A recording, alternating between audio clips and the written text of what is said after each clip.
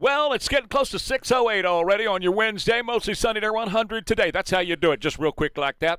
So the judge dissolved the TRO that paused the Boerne Boys from going to the Little League World Series. So Greg Yost and the boys are off to Williamsport, Pennsylvania for the start next week. Go get them, Boerne Boys. Good job. And that's good to see that was the correct decision to be made. What happened there? I picked up on that yesterday, but why were they being prevented from going? I mean, another team that won in the playoffs had an illegal player. Oh, I saw that. And so the game was disallowed. Well, then it fell back to the Boerne game. Right. Okay. And then the other team that had the disallowed player filed a lawsuit, said, no, we're good, we're solid. And so the judge put in a TRO, temporary restraining order, right. And the other judge disallowed that yesterday. So the Boerne Boys are in, and they're going. Also, there's going to be a special meeting on Monday at 9 a.m. of the City Council. We all know what that's about. And this happened last night. This was last night on the tarmac. It was tremendous. Great young athletes, the future of our country. And we had a great time in Ohio, a fantastic time in Ohio. The country's doing well. The stock market's fantastic record. We have 79 records so far in a short period of time. More people are working right now in the United States than ever before, and prices are dropping fast. Ha! He listened to me. He heard me. Iran is going fine, going just absolutely fine. We totally control the Strait of Hormuz. We have control over it. Nobody else, only us. Our Navy is... Mr. President, get everybody else talking like that. So, listen, I'm just going to run through the sound. This was last night on the tarmac, just various questions that hit him just to update everybody on what's in his head. This was about the big story on M. Snow yesterday. Rachel Madcow had what's his name? The guy, the bespectacled guy, Stop the Hammering. Remember that guy? Oh, the Irish guy. Yeah. Stop the Hammering guy. Lawrence O'Donnell. Lawrence O'Donnell. Yeah, that would be Irish. Had him on, and she said, oh, my God, this is on the X account. Oh, my God, I'm so glad you're here because now you can break down this story. And he said it's the #1 story in the world this year. President Trump being shuffled off of Air Force One. That's the biggest story. Of the year. Of the year. Well, it's only up to Secret Service. I just follow what they'd like to do. So I go by Secret Service. What Lawrence O'Donnell said was, this is evidence that President Trump has lost all control. Oh, he has for God's sake. Are you serious? He has no control. He has to do what the Secret Service says. And the military. They wanted me to go on a different flight, a different plane, equal safety, but they wanted me to do it, so I do it. I do what they say. What is the nature of the threat? I guess there was a threat out there. I didn't really ask too much about it. See, that's the thing. They tell you that Iran wants to blow the thing out to sky with surface-to-air missiles, and you do whatever they say. No, not surprised. I have a lot of threats. I have a lot of threats that you don't know about. Any consequential president has a lot of threats. Non-consequential presidents don't get threatened. Yeah, dig up John Kennedy and ask him. He was the most consequential in the 60s, and look what happened to him. And I think that I'm maybe the most consequential president. There's nobody who's done more than me in a period of almost 6 years. He's absolutely correct about that. Now, he asked about adding on to his time, because who wants to quit after all this time, right? Who wants to walk away? The dinner you put on a Trump 2028 ad, are you serious about seeking a third term? Everybody asked me that question, and you know that the law is very strong on that. I'd love to run, but the law is very strong. I get asked by well, even tonight they're screaming at the event, 2028. No, everybody wants me to do it, but the law is very strong. Well, but wait a minute. Instead of taking that tact, why doesn't he just take the Obama tact? Constitution, just a piece of paper. It's just a piece of paper. Written by old rich white guys. It mean nothing, okay? So there we go. So here he is some more. I don't worry about anything, to be honest. Whatever it is, you know my attitude? Whatever. I'm going to adopt that. Whatever. I've had that for years. Yeah, just whatever. And then, of course, the Iran question came up. I don't trust Iran. Why? Are you saying I trust Iran? I'm the last person that trusts Iran. They've lied to me constantly. We have total control over the Hormuz Strait right now. They don't have control. One of our helicopters proved that yesterday. This happened yesterday. One of our helicopters yesterday stopped I think it was a Venezuelan or another country, might have been another one of those Spanish countries, was trying to get to Iran to deliver some goods. Which we're not letting that happen. And That's so the blockade. their steering mechanism was blown off that ship. So there you go. The only thing about the swap story, because that's ridiculous with What's that? O'Donnell, and that's the biggest story of the year. Oh my God, this is presidential security, man. The only story that I was reading about that as far as a controversy is, and this is they spirited the president and the secretary of the Department of War into a little catering truck in Turkey, and some people were asking though, but what about the people on the plane were they decoys? Rubio was still on the plane, making an issue out of the fact that there's reporters, and there's people still on the plane who took off, and you're putting it out there that the president's on that plane. So are they decoys? Are their lives not as important? That people were trying to make a controversy out of that. Yeah, the reporters were butthurt because they weren't advised and they weren't shuttled off to another because plane. what if we get shot by a missile? I guess we're screwed, Well, you get what you pay for. Well, so think about Donald it. Trump told those reporters, go get a job, go do something else. Yeah, my reaction is that whether it's the reporters or anybody else, I mean, this is the risk that you're taking by flying around with the president. Like I said, you get what you pay for. He's the top priority, and I don't care, even if you're Marco Rubio, I mean, that's kind of the risk you have to accept in doing your gig. So I thought that was a non-controversy. I thought his answer was right. If you don't like this risk, right, go find another job. Yeah, I mean, that's the reality of it. You're flying around on Air Force One for free. You're credentialed. You get to hang out with the president. And if you don't like it, well, I mean, even like they were risks talking about involved. staffers and stuff, that are left on the plane. But that's again the reality of the situation. Same thing. If you're in that man's universe, it doesn't matter if it's him or Ocasio-Cortez. If you're in that person's universe as the president, there's a threat on your life. Yeah, and you have the to reality live. of it. But you also have the best protection on planet Earth as well. It's not like the Secret Service. Let me. There was a Secret Service agent. I'm sure you saw this because it was on Fox yesterday. The former Secret Service agent said, "We don't just leave everybody hanging out. I guarantee that there was several more jets that were trailing that jet. Right. The president, we just removed. They just removed the president, but." Everybody else was protected by a ring of fire in the sky. Yeah, it's not like they go, okay, it's all by itself now. I did see that. They're covering it. You're not left out to dry there. I mean, they got jets scrambled to protect you. So, I mean, my sense was they were trying to gin up a controversy where there isn't one. This is the president. This is how it operates, man. And he was shot.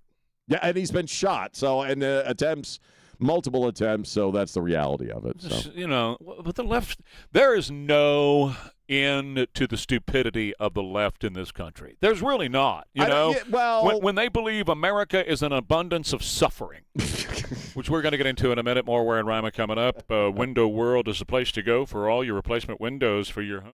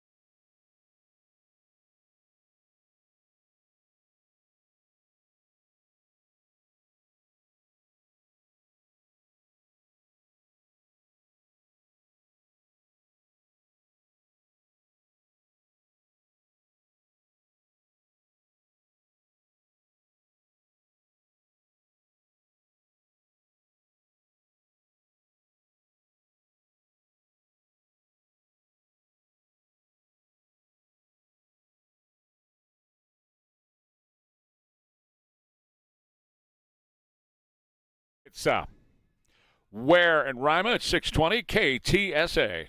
So I guess Francesca Hong lost to David Crowley in their primary bid, which is good because she's got crazy in her eyes, Trey.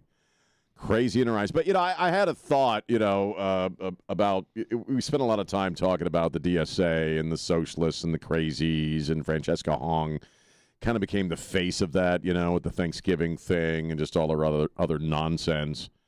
Let's not forget that, even if the socialists, don't win out in these primaries, they're still Democrats are still bad. Like David Crowley is still bad, right? He's a former community organizer. He's pro-trans. He's anti-ICE. He's all this other stuff. You know what I mean? Like we get this heightened sense of Democrat socialists right now.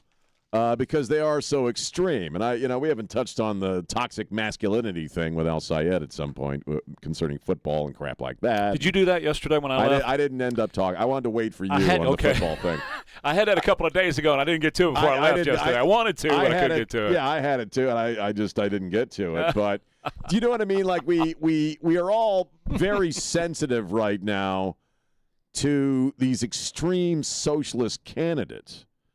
But the so-called moderate Democrats that, they're either winning or losing to are every bit as bad. I mean, it's that, they're not pure socialists, but there's still policies that we don't want, right? I mean, Democrats, in other words, Trey, all Democrats suck. So whether you get a less sucky Democrat as opposed to a really sucky Democrat, you're still getting a Democrat. So we still have to fight that's my point. We still have to fight the Democrats in general. We still want as many conservatives as possible in the midterms. Okay, moderate Democrats are not good either, is what I'm trying to put out there. Sure. Well, there was a pledge that was circulated yesterday. It happened yesterday in the House of Representatives. I'm sure you heard about this. The quote was, "We are capitalists, not socialists." That was the pledge. Whatever. Well, whatever. Well, that pledge was put out to them, and 10 of 212 Democrats signed it. So there are 202, that's Roosevelt math, 202 socialist Democrats. So, yeah, you can say that, no, there's no moderates in the Democrat Party. There aren't. Yeah. That's right. That's it. That's my it. point. There are no moderate Democrats. What? I want to echo what you're saying because I'm looking at all these wires I've got access to, mainly ABC and Associated Press, concerning that race in Wisconsin. Every one of these stories, different companies entirely. It's moderate David Crowley, moderate David Crowley, moderate. It's the messaging. And there's nothing. I mean, moderate to who? Well, right. Moderate to a socialist weirdo. I mean, that's where the moderation comes in. But they all want to screw up your lives. It's very scripted. But you're right. I mean, we were talking yesterday about the being on message with the affordability, which they are. And I agree with you also that Republicans in general got to be more on point. The president's got to be more on point with the affordability thing. That's what everybody's talking about. There's a chance Republicans have already lost at least the House of Representatives. That chance is right. Very real. Right. And it's because of that one issue that the Democrats have been able to beat that horse. And so I don't know. We will see. And I get my gut all tore up about it, and I get all upset about it. But what can I do about it other than just let people know? Well, yeah, and that's what we do here every day. Just to kind of switch gears, I had seen this story just popped up on Fox, and I had seen this video of this guy that's at Shake Shack. We talk about tipping culture a lot on this show, which I think has just kind of flown off the rails. And this guy does a video where he's ordering some food, and he hits the no tip box, and all of a sudden he gets a little notice saying, "Oh, there's been a pricing update on several of your items, and the price of the whole meal went up because he didn't tip." What do you think? Well, I think that sucks. Do you have any thoughts? Yeah, it was at the airport. His wife ordered 3 shakes. They were $5.99 each. Right. And she said, "Man, the price went up when I hit no tip." So he went back and filmed it. Yeah. And the people from the corporate headquarters of Shake Shack jumped out and said, "That's not what we're supposed to be doing. All of our associates," it was a franchise, "all of our associates know that that's not what is supposed to happen." So that franchisee said, no, that's not supposed to be happening. Right. We're adjusting the computer system now. Don't know why there was a glitch in the computer system. I don't buy it. Correct. That's right. I don't buy it. That's right. Tipping. I mean, the whole tipping thing is it's expected. It's figured in, and it used to be a gift. It used to be an act of benevolence because you were working your ass off as a server, and I've done that kind of work. You want good tips, you got to work your ass off. That's just the nature of the restaurant business.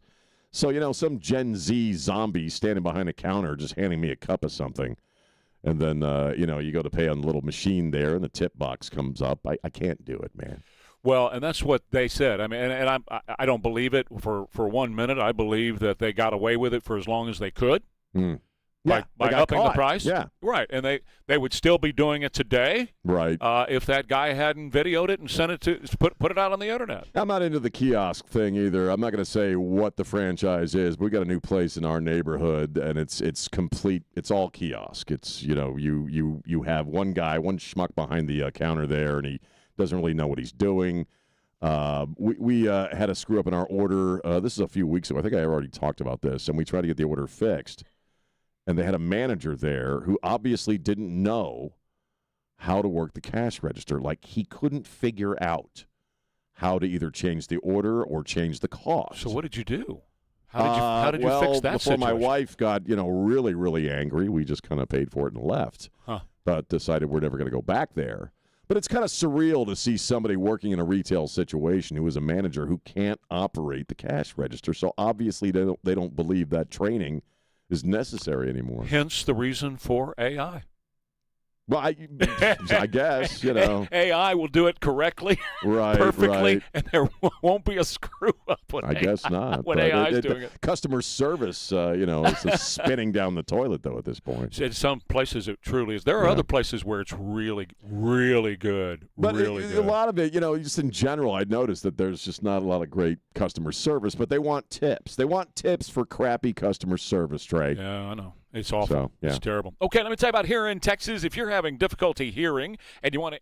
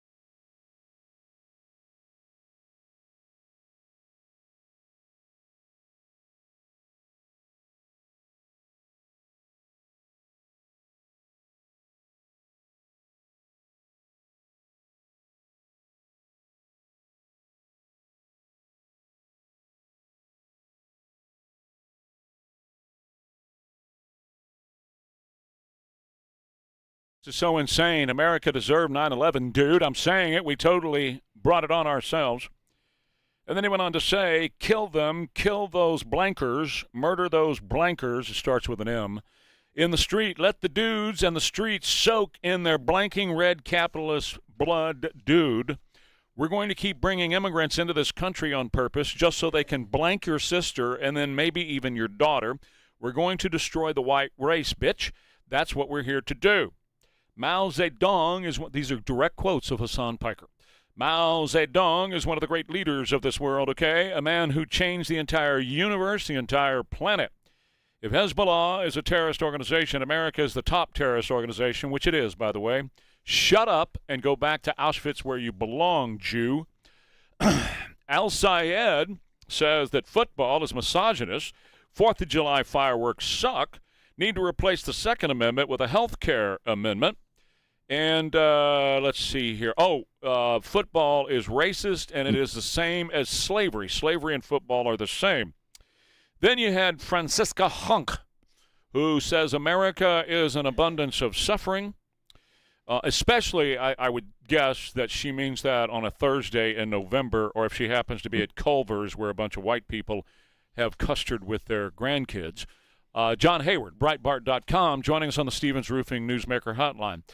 Is the bloom still on or off the rose for these nut jobs, John? What do you say?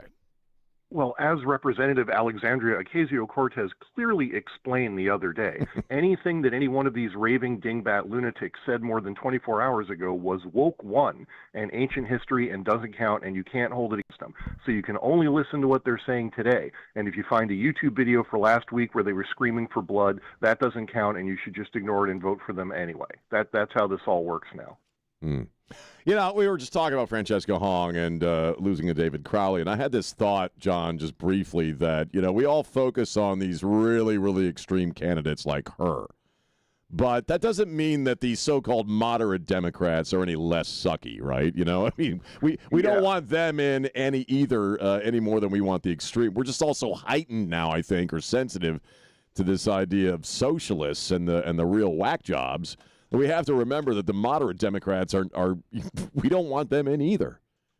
Well, there hasn't been a genuine moderate Democrat in generations. Right. They're all extremists. It just depends on how well they hide it. The guy who saw Francesca Hong off in this primary is a crazy lunatic who wants stuff that will destroy the country if you let him get anywhere near power. So don't make any mistake. Even John Fetterman is not really a moderate. Everybody looks at him and says, oh, he's the last old school moderate Democrat. No, he isn't. He votes for all the crazy stuff that ran the debt up to $1 zillion, billion, $1 trillion, so you can't afford groceries anymore. It's just that he talks a little bit more moderate and denounces the extremists and seems more like a regular human being than some of these weird humanoids they're running these days. We in Texas have James Tallarico. It is time. It is time to repeal the big, ugly bills, tax cuts for the wealthy, and give that $1 trillion to the middle class. Actually, a lot of those tax cuts went directly to the middle class. But you know what? He's polling really well in the state of Texas. And the chief commie, head commie, Poobah commie, says if we win Texas, we win the nation. I've been saying that now for 50 years. Texas, as goes Texas, so goes America.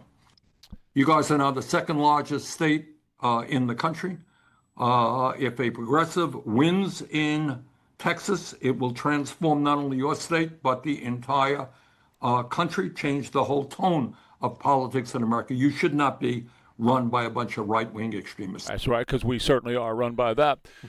Looking at just 11 of the tenets of Tallarico and what he stands for, he wants a state income tax in Texas. He wants gun confiscation, abortion on demand all the way up to birth, like they gave in Massachusetts yesterday, wide open borders, amnesty for illegals, sex change surgery for kids, which the president and Oz banned yesterday, public money going to that, pushing the LGBT agenda in schools, men and women's sports and restrooms, packing the SCOTUS with leftist judges, abolishing the Electoral College, and abolishing prisons and the incarceration of criminals. That is certainly, I wouldn't call that a nut job. I'd call that somebody who needs to be in an insane asylum. John? Well, yeah, it is a bit. He's certainly out of step with Texas traditionally is the way it's voted. But remember, the Democrats have been trying to change the demographics of Texas and other places with various techniques for many years. They think they might have pulled it off at last. They can finally run somebody like that and win. And they're going to accentuate the negatives of his opponent. That's going to make the Republicans depressed. This is all about enthusiasm. Midterm elections always are.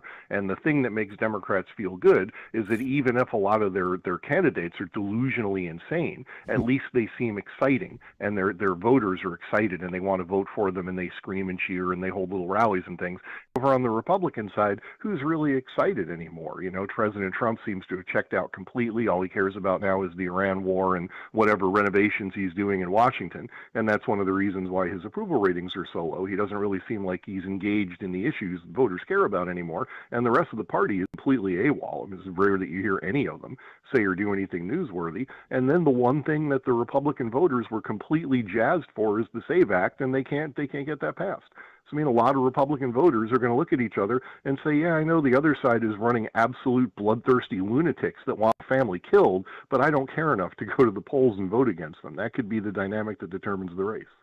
You know, I heard our colleague Jack Riccardi talk about Trump yesterday being, you know, not at his usual energy level.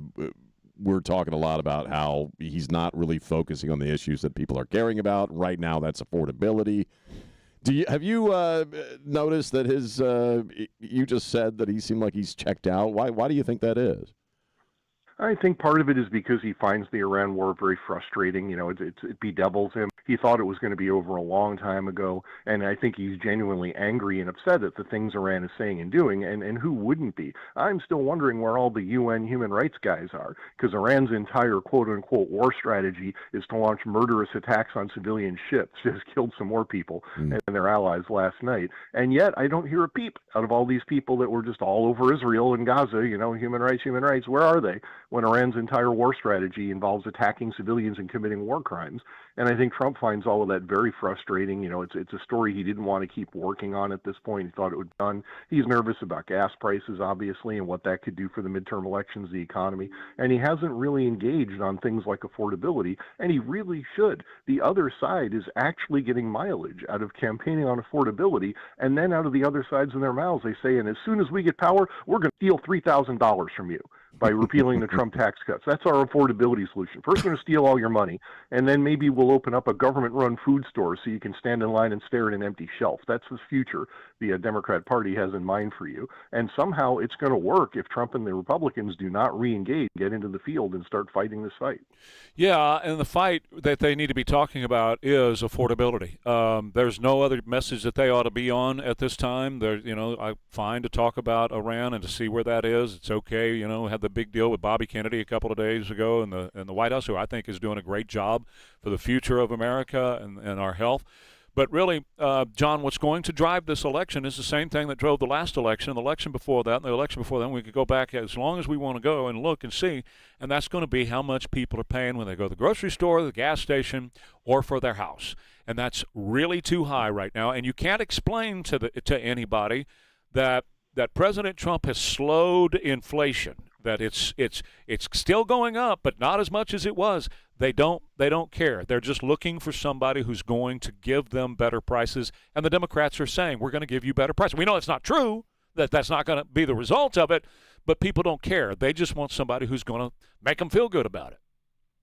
It would be an amazing bit of sleight of hand if the Democrats actually successfully run on the inflation Joe Biden inflicted on us all that permanently cranked up prices up, and everybody forgets that Trump brought it way, way down. They don't care because they only care about what things actually cost. That's on Biden, but he's the forgotten man now. Nobody even remembers his name, and the Democrats are poised to make political gains by weaponizing the inflation he created. That doesn't speak well of the voters. They need to understand these things better. You can't save people from themselves, and if they're willing to fall for that, you know, there's not much you can do other than try to show them the way.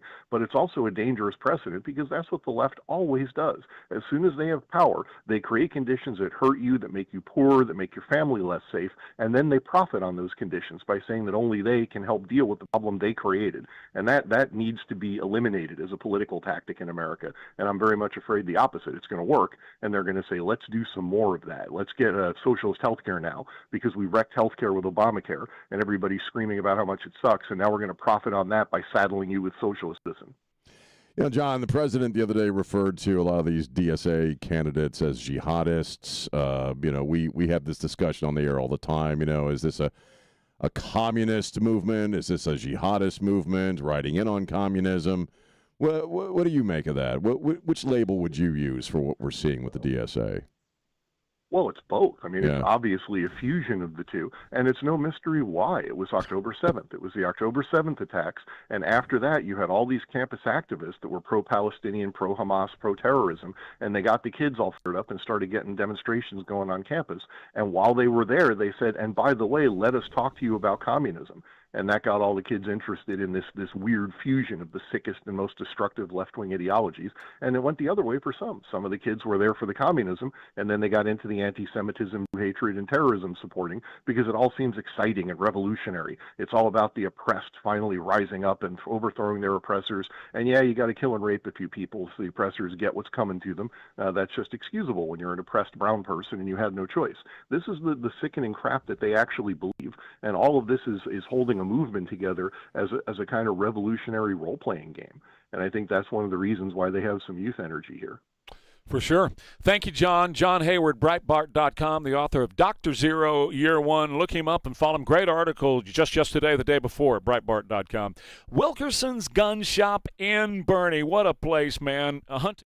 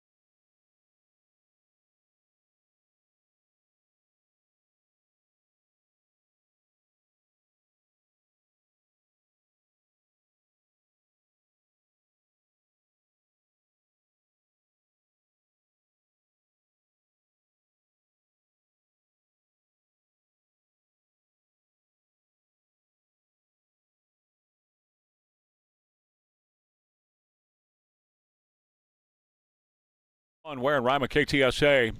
The registration to join us on Monday for the town hall with Jack Riccardi and the interim police chief at KTSA, the registrations for that are going to close today. So go to ktsa.com, and get signed up and try to make it in for the big show Monday.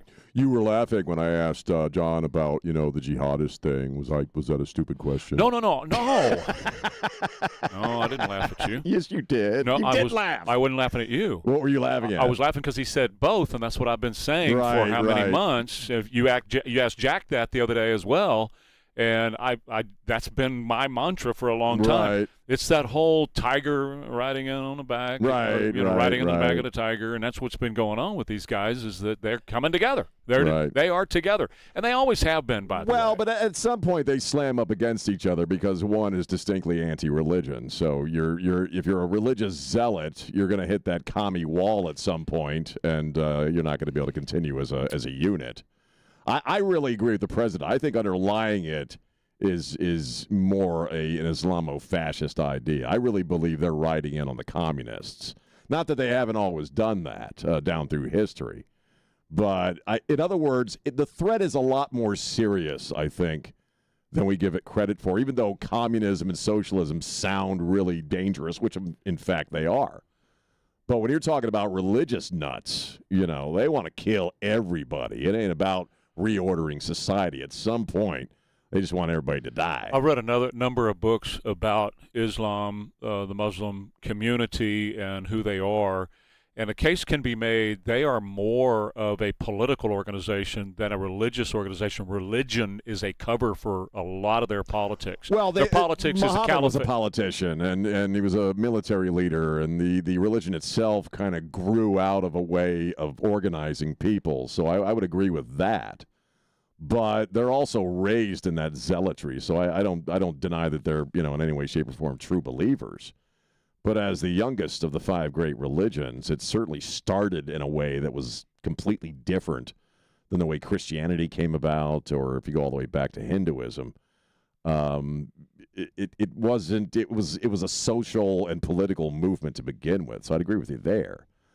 But the buggy-eyed, frothy dudes that want to blow people up, they're the foot soldiers, and they're the scary dudes. So I don't know. We'll see. Yeah. Hopefully we won't see, actually, Trey. That's right. Hopefully we won't find out 100% whether or not they're political or religious nuts. Right. Because that, I think, is the key.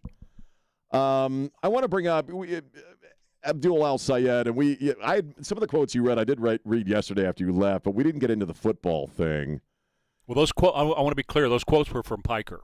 Oh, Piker. Yeah. I read that. I read that. There's a Breitbart article. Yeah, that was Piker. It's hard to separate them out in our minds. But well, don't separate them because they belong together. Yeah. Breitbart had put an article out yesterday where they said the 10 reasons why Hassan Piker is an evil person or something like that. And it was all those quotes.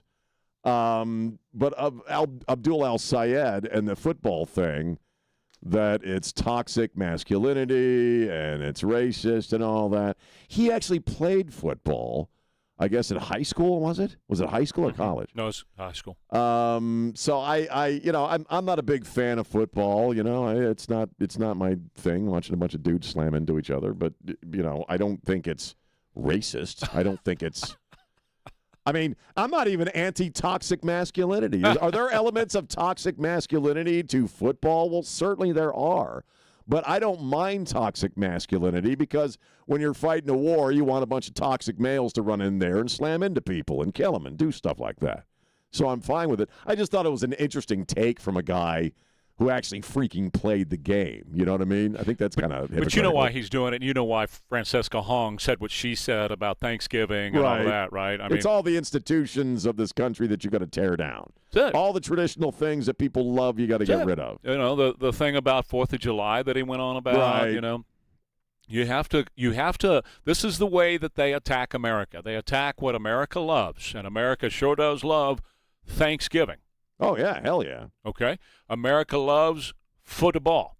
Number one sport in America is American NFL football. They love that. And we love our 4th of July. And so this has nothing to do with the whole thing he was saying about he doesn't believe the misogynist thing. He doesn't believe the racist thing or whatever. And if he does, it's second, third, and fourth to I have to attack the institution. It's kind of like tearing down the statues, right? They're always talking out of the both sides of their mouth. Well, they do Like that. tax the rich, Bernie Sanders, AOC. Well, since you mentioned that, Elaine, Mamdani. very, very, very good, Elaine, because I went through all those quotes from Hassan Piker. Let me just give you a little more on Hassan Piker. Here's another quote. I wipe my blank with the Constitution. It's a blanking piece of paper, MF, whatever. Right. But Hassan Piker, he is worth about $40 million. Hassan Piker makes close to $5 million a year sitting in a room behind a microphone, running his mouth. He makes over $200,000 a month. Now, I would like Hassan. Here's my challenge to Hassan. And Charlie Kirk told him, why don't you give some of your money and put it to work in some of these things if you really want people to have health care. But here's my challenge to him. Just really quickly, if you want to watch some good TV watch the debates between Charlie and Hassan. They're hilarious, man. They're funny as crap. Yeah, Charlie, anyway, I'm sorry, I didn't mean to interrupt. That's okay. Charlie was great. Sure. So I would like for Mr. Hassan Piker to grab El Sayed, and y'all go to the country that represents what you want the United States to be, Cuba. Go to Cuba and make your $4 million or $5 million a year sitting in a darkened room behind a microphone running your mouth. Go to Cuba and try that. But he's got millions of followers. There's a lot of stupid people in this country and around the world. But you see I my see point. Your point. Well, and Charlie's point was a good one, too, when he said, well, hey, why don't you go give some of your money? If you think that people don't give enough to the poor or do enough for people with their money, you start. But what they want to do is take away capitalism and institute the system of governance and economy that's been in Cuba since 1959. Right. How's that working for him? Exactly. More Ware and Rima coming up, KTSA.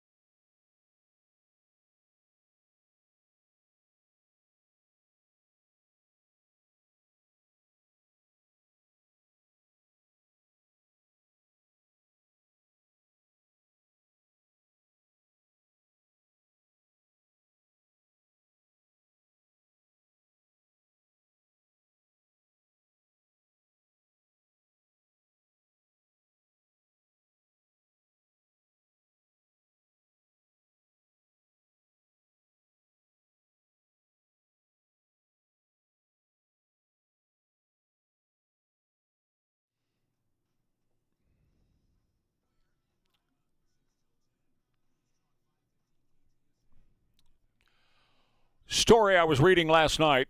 Actually, Yes. yesterday afternoon. Yes. Yesterday afternoon, which is last night to me. Yes. From Boston, Massachusetts, Governor Maura Healey signed into law House Bill 5595 this morning, legalizing abortion in the state of Massachusetts. In the state of Massachusetts, up until a child enters kindergarten. The new statute allows mothers 5 years to bond with their baby before deciding if they'd like to murder them. It's a great day for women's health care, said Governor Healey. The decision to murder your toddler is back where it should be, between the mother and her doctor. No longer will the government force its way into these conversations where it doesn't belong. Sayings like, hey, you can't dismember your own 4-year-old. The long dystopian nightmare where women do not have autonomy over their own bodies, including the autonomy to use their bodies to murder a toddler, is finally over. Of course, Babylon Bee, but it picks up on the story that, yes, they're going to do abortions all the way through birth. And so I said yesterday you'll have the ability to abort a kid up to the age of 18. Oh, you did that story yesterday. Yeah, I mentioned it. I didn't spend a lot of time on it. Sorry about that. Oh, no. Why? No, you see what you said. We can talk about whatever we want, man. All right. So, Marco Rubio, did you do the Katie Miller thing yesterday with Marco Rubio? Oh, no. Great. All right, I got some sound from Marco, and it just makes me smile. Marco makes me smile.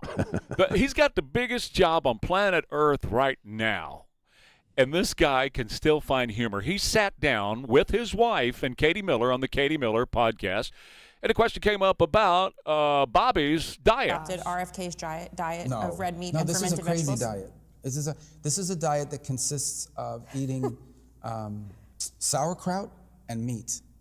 Now, you understand, like, this is not a sustainable thing. Like, you can't just walk into a, Well, he sustains it because he does it. Can you imagine? But he has to travel with coolers of sauerkraut. I'm not going to travel the world with a cooler full of sauerkraut. It's ridiculous. I can't do it. It's not sustainable. Are you Maha? I'm in favor of Maha. Like, I think people should be healthy. No, he is not. But I think ultimately, at the He end... is completely not. What's he eat? Pop-Tarts. No, I don't eat Pop-Tarts every day. Okay, you eat sweets. The Pop-Tart is one of the great American innovations. Yes, it is. It is. If you think about it, it comes in this He beautiful eats foil all package. the things you should not be eating. Okay, now I want to get to something that was a lot of fun that they were talking about, and this is a great question to ask on a pod. As you can tell, I'm not doing commies right now. I'm lightening the load they're right getting now. boring. Yeah. Commies are getting boring. So this is more fun than commies. What's on your playlist right now? Well, that's a really good question. I haven't been able to update my playlist, but I love, I say this like, people think whatever, I love a lot of electronic music because it fuses. We've all seen him DJ the electronic music, right? Oh, right? I have it. He does that? I didn't know that. Oh, yeah. I know he's a DJ. Increasingly, it does country music. So I like a lot of the remixes of like songs that you've heard over the past. Like there's this EDM mix of Ring of Fire, which is really good. So an EDM, that's electronic dance music, remix of Ring of Fire. You know I had to find it.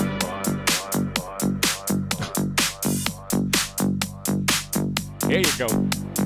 Love is a fleeting thing, and it makes a fiery ring. Bounded by wild desire, I fell into a ring of fire. The ring of fire. Yeah. The artist is Wookie. Wookie.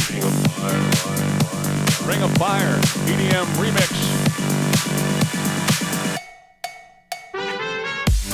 Oh, God. Wow. No kidding. I got a couple of fillings coming loose. So anyway, by the way, seriously, there is a version by Johnny Cash's grandson that's out there. It's killer. Oh, really? You close your eyes, you think you're hearing John. I want to finish this though, because they go into something about music that my wife and I joke about all the time. Oh, yeah? Here we go. I like that stuff. So I listen to a little bit of everything except for like, I don't hate it, okay? I'm not against it. I'm not anti-country music, but that's not my thing. She loves it. I love She country loves music. I think it's just very sad. Most of the songs are about like somebody, whose wife and dog left them. Which, yes, that's exactly what Nancy and I talk about all the time. We talk about how every country song you have to have in there. The dog died, the wife left. If you ain't a country song like David Allan Coe said, right, you gotta have yes. Prison. Well, you I was gotta drunk have the day my mom got out of prison. That's it. I went to pick her up. You gotta have train and all that That's kind of because stuff. country music is real life put into song, Trey, like I always say. But And what our about buddies- pickup trucks? Right, exactly. And our buddy Steve Goodman wrote that song, and it's an actual real life thing where he sent it back. Right. David sent it back and said, "You need to. This song ain't the perfect country and western song." He sent that verse back, and he said, "Now he's written a perfect." The other day I was at Walmart by myself. Yes.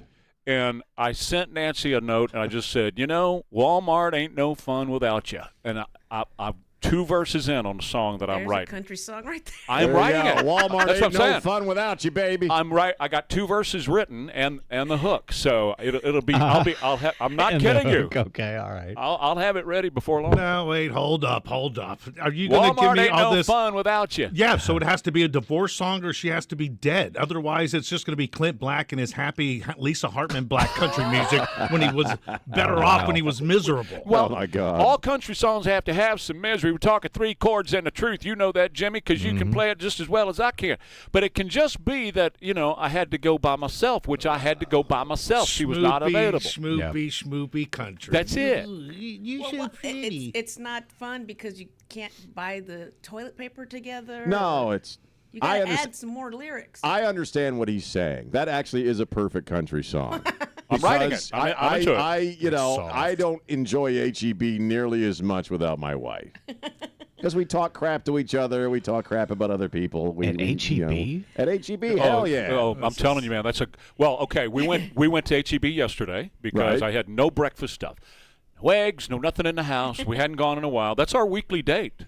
Usually it's Walmart, but yesterday I said I got to go to HEB because they carry the Whataburger sausage. Hey, by the way, Walmart, put the Whataburger sausage, breakfast sausage back in there. Why did you take it out? There's That's just another wrong. lyric right there. Come on, Could I'm be. telling you, it's in the I'm song. missing you like I'm missing Whataburger or Chick-fil-A sauce. No. It's no. I walked to the Whataburger. I was grabbing a Whataburger sausage, and I realized you weren't next to me. So I've already got it written. I'm working on it right now. It's Anyway. very sad to be in a store without the wife. And it really is. I tell you what, we got home yesterday, and here's what happened. I went for eggs and a Whataburger sausage. We came home with a basket full. That's also in the song. That's in the song. Excellent. So anyway, I walked in the door, and I said, you know what? I'm going to call HEB, and I'm going to give them another idea. Right? And HEB, you can have this one. Date night at HEB. They set up, I'm not kidding. Cheesy. They set up smokers out front where they're smoking steak and food and, cubing it for you and handing it to you, making a fajita taco or whatever. And you walk in and the lights are low and the music's playing. And there's all kinds of wine sampling and everything going on inside. And it's date night at HEB. Jimmy will go because he'll pick somebody up. I will go with her. I'll take my wife. It'll be a great time. So you're saying couples and singles are going to win. Well, I prefer couples. Upside down pineapples. Jimmy. HEB does have pineapple. They do have them, and I've seen them in the basket upside down. I know we talk about the restaurants with no kids.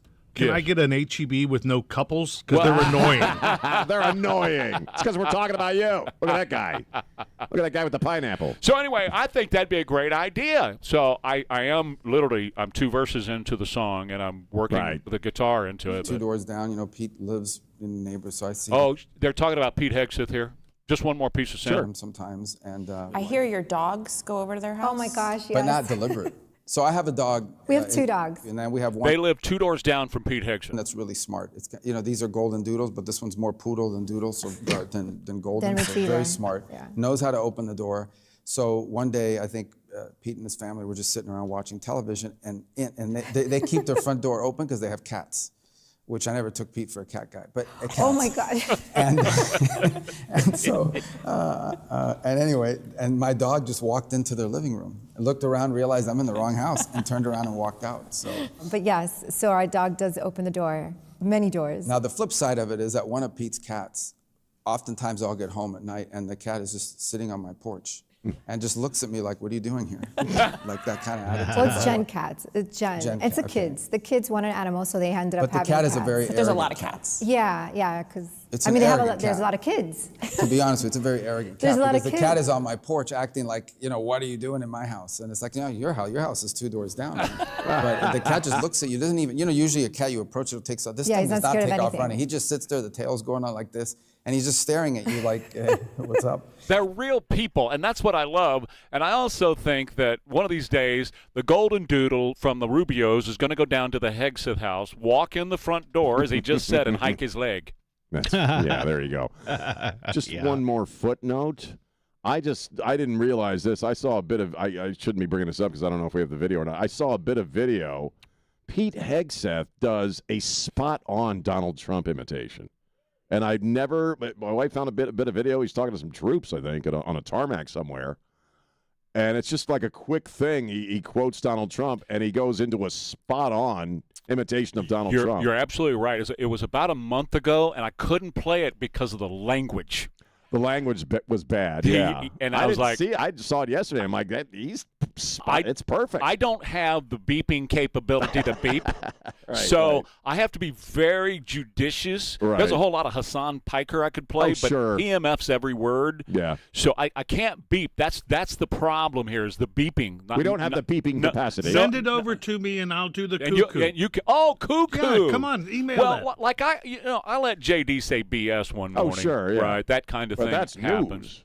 Right, exactly. It's covered under news. But I got to be very careful with the other stuff. Unless you guys out there listening tell me it's okay, and then, I'll just let it rip or whatever. No, we have good imaginations. We can. You could probably fill in the blank, can't you? And Rima needs the gig. I've heard both of y'all. Y'all should hear Elaine and Sean talk. Then off mic. You gotta hear you guys talk. Then not you me know and her. what I'm talking about. No, you and her are the ones. Not me, man. We are not this angel. Oh, not this angel. We're not filthy. wallflowers. You're Definitely not. filthy, man. Alamo water softeners, whether your home is brand new or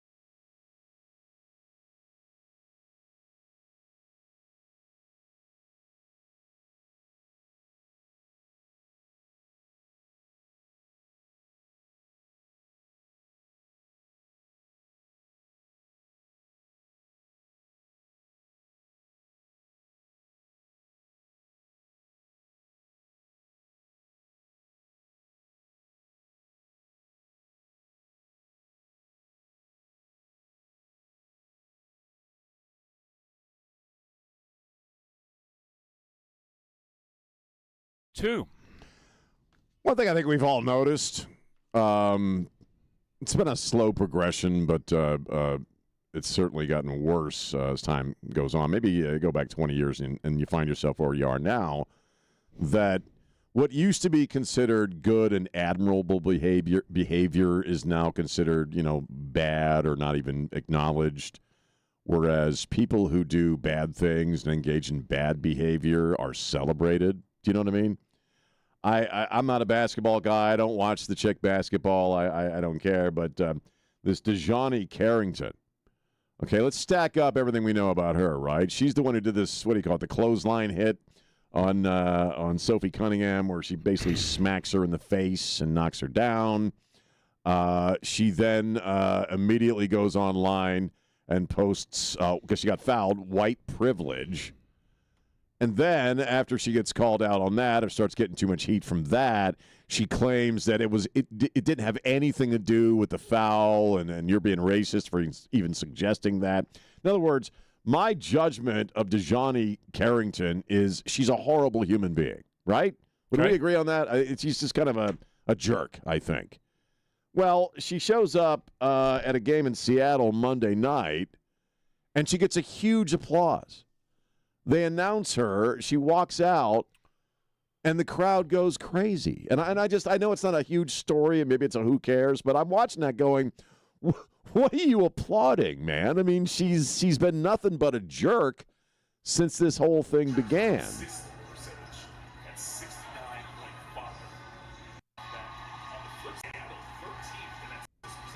I had the sound of her. It's crappy not very audio. good. Yeah, that's why I didn't think about it. But I mean, you can't really hear. But if you watch the video, you can see people. She got a big applause when she walked out.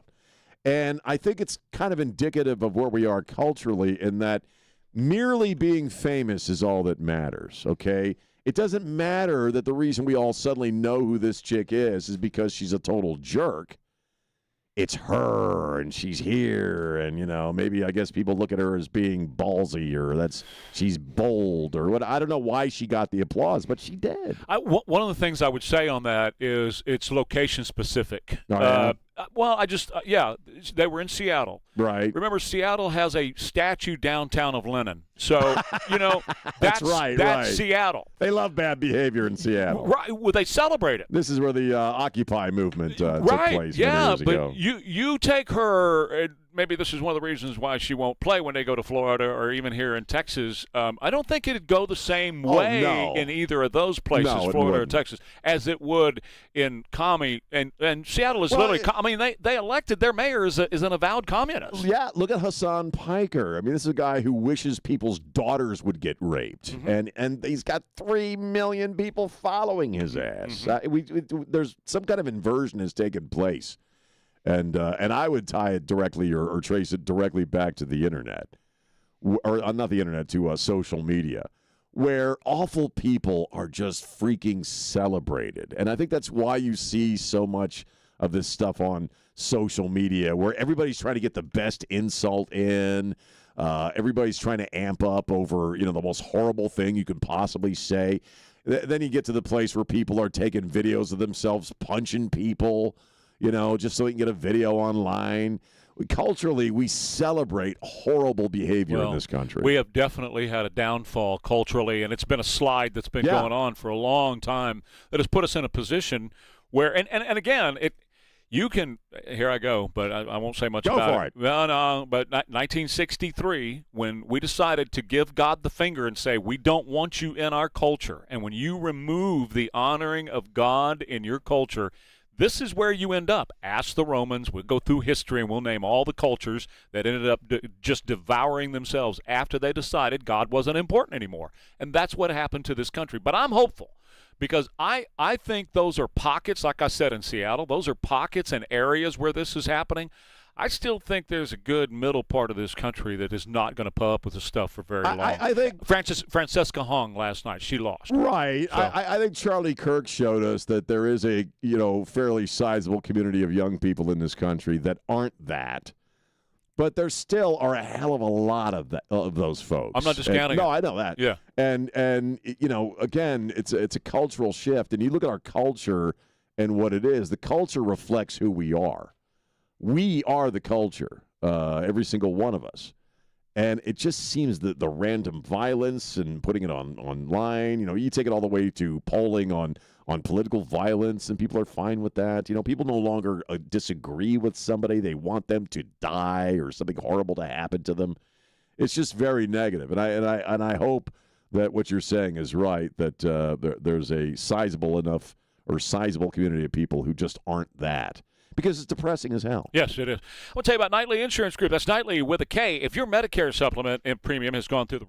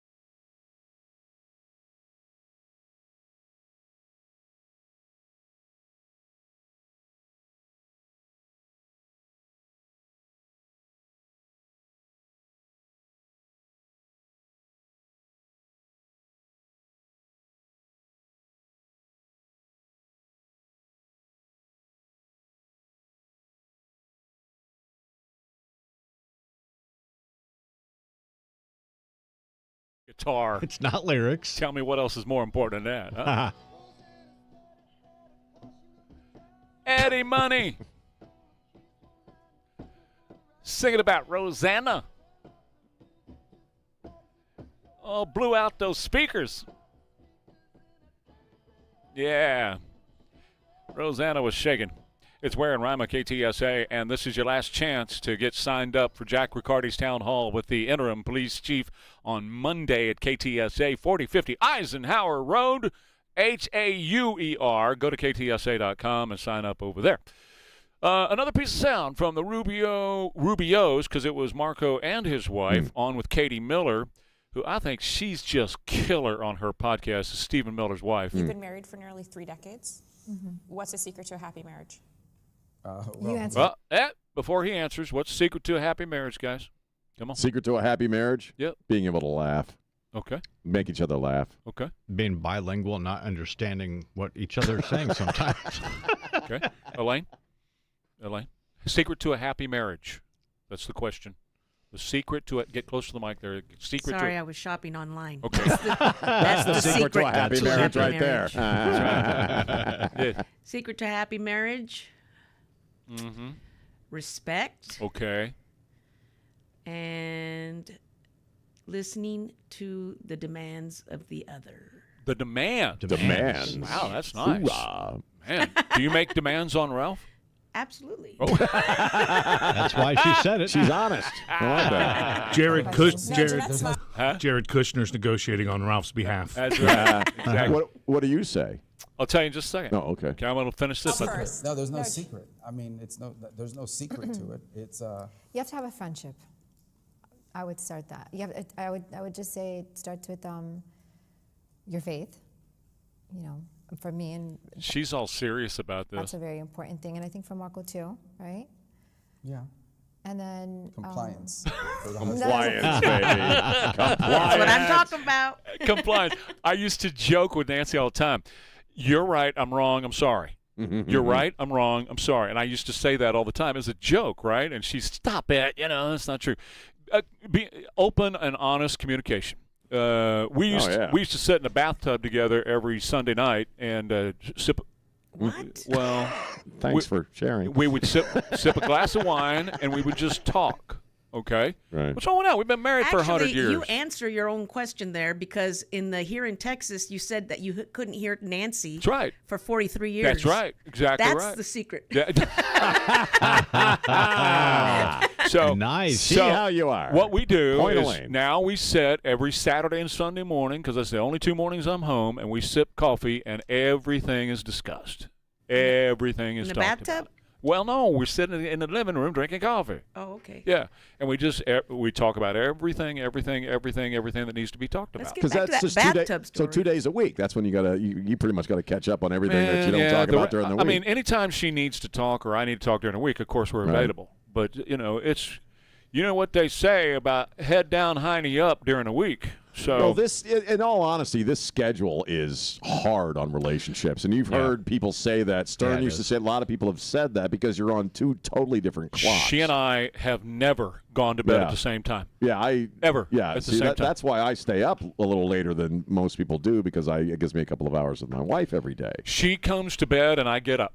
Yeah, I'm not exaggerating. Oh, no, we know. That's a fact. She comes to bed and I get up. Morning radio is tough on relationships, and people have said that for years. It really is. But we have other commitments that we have made to each other over the years.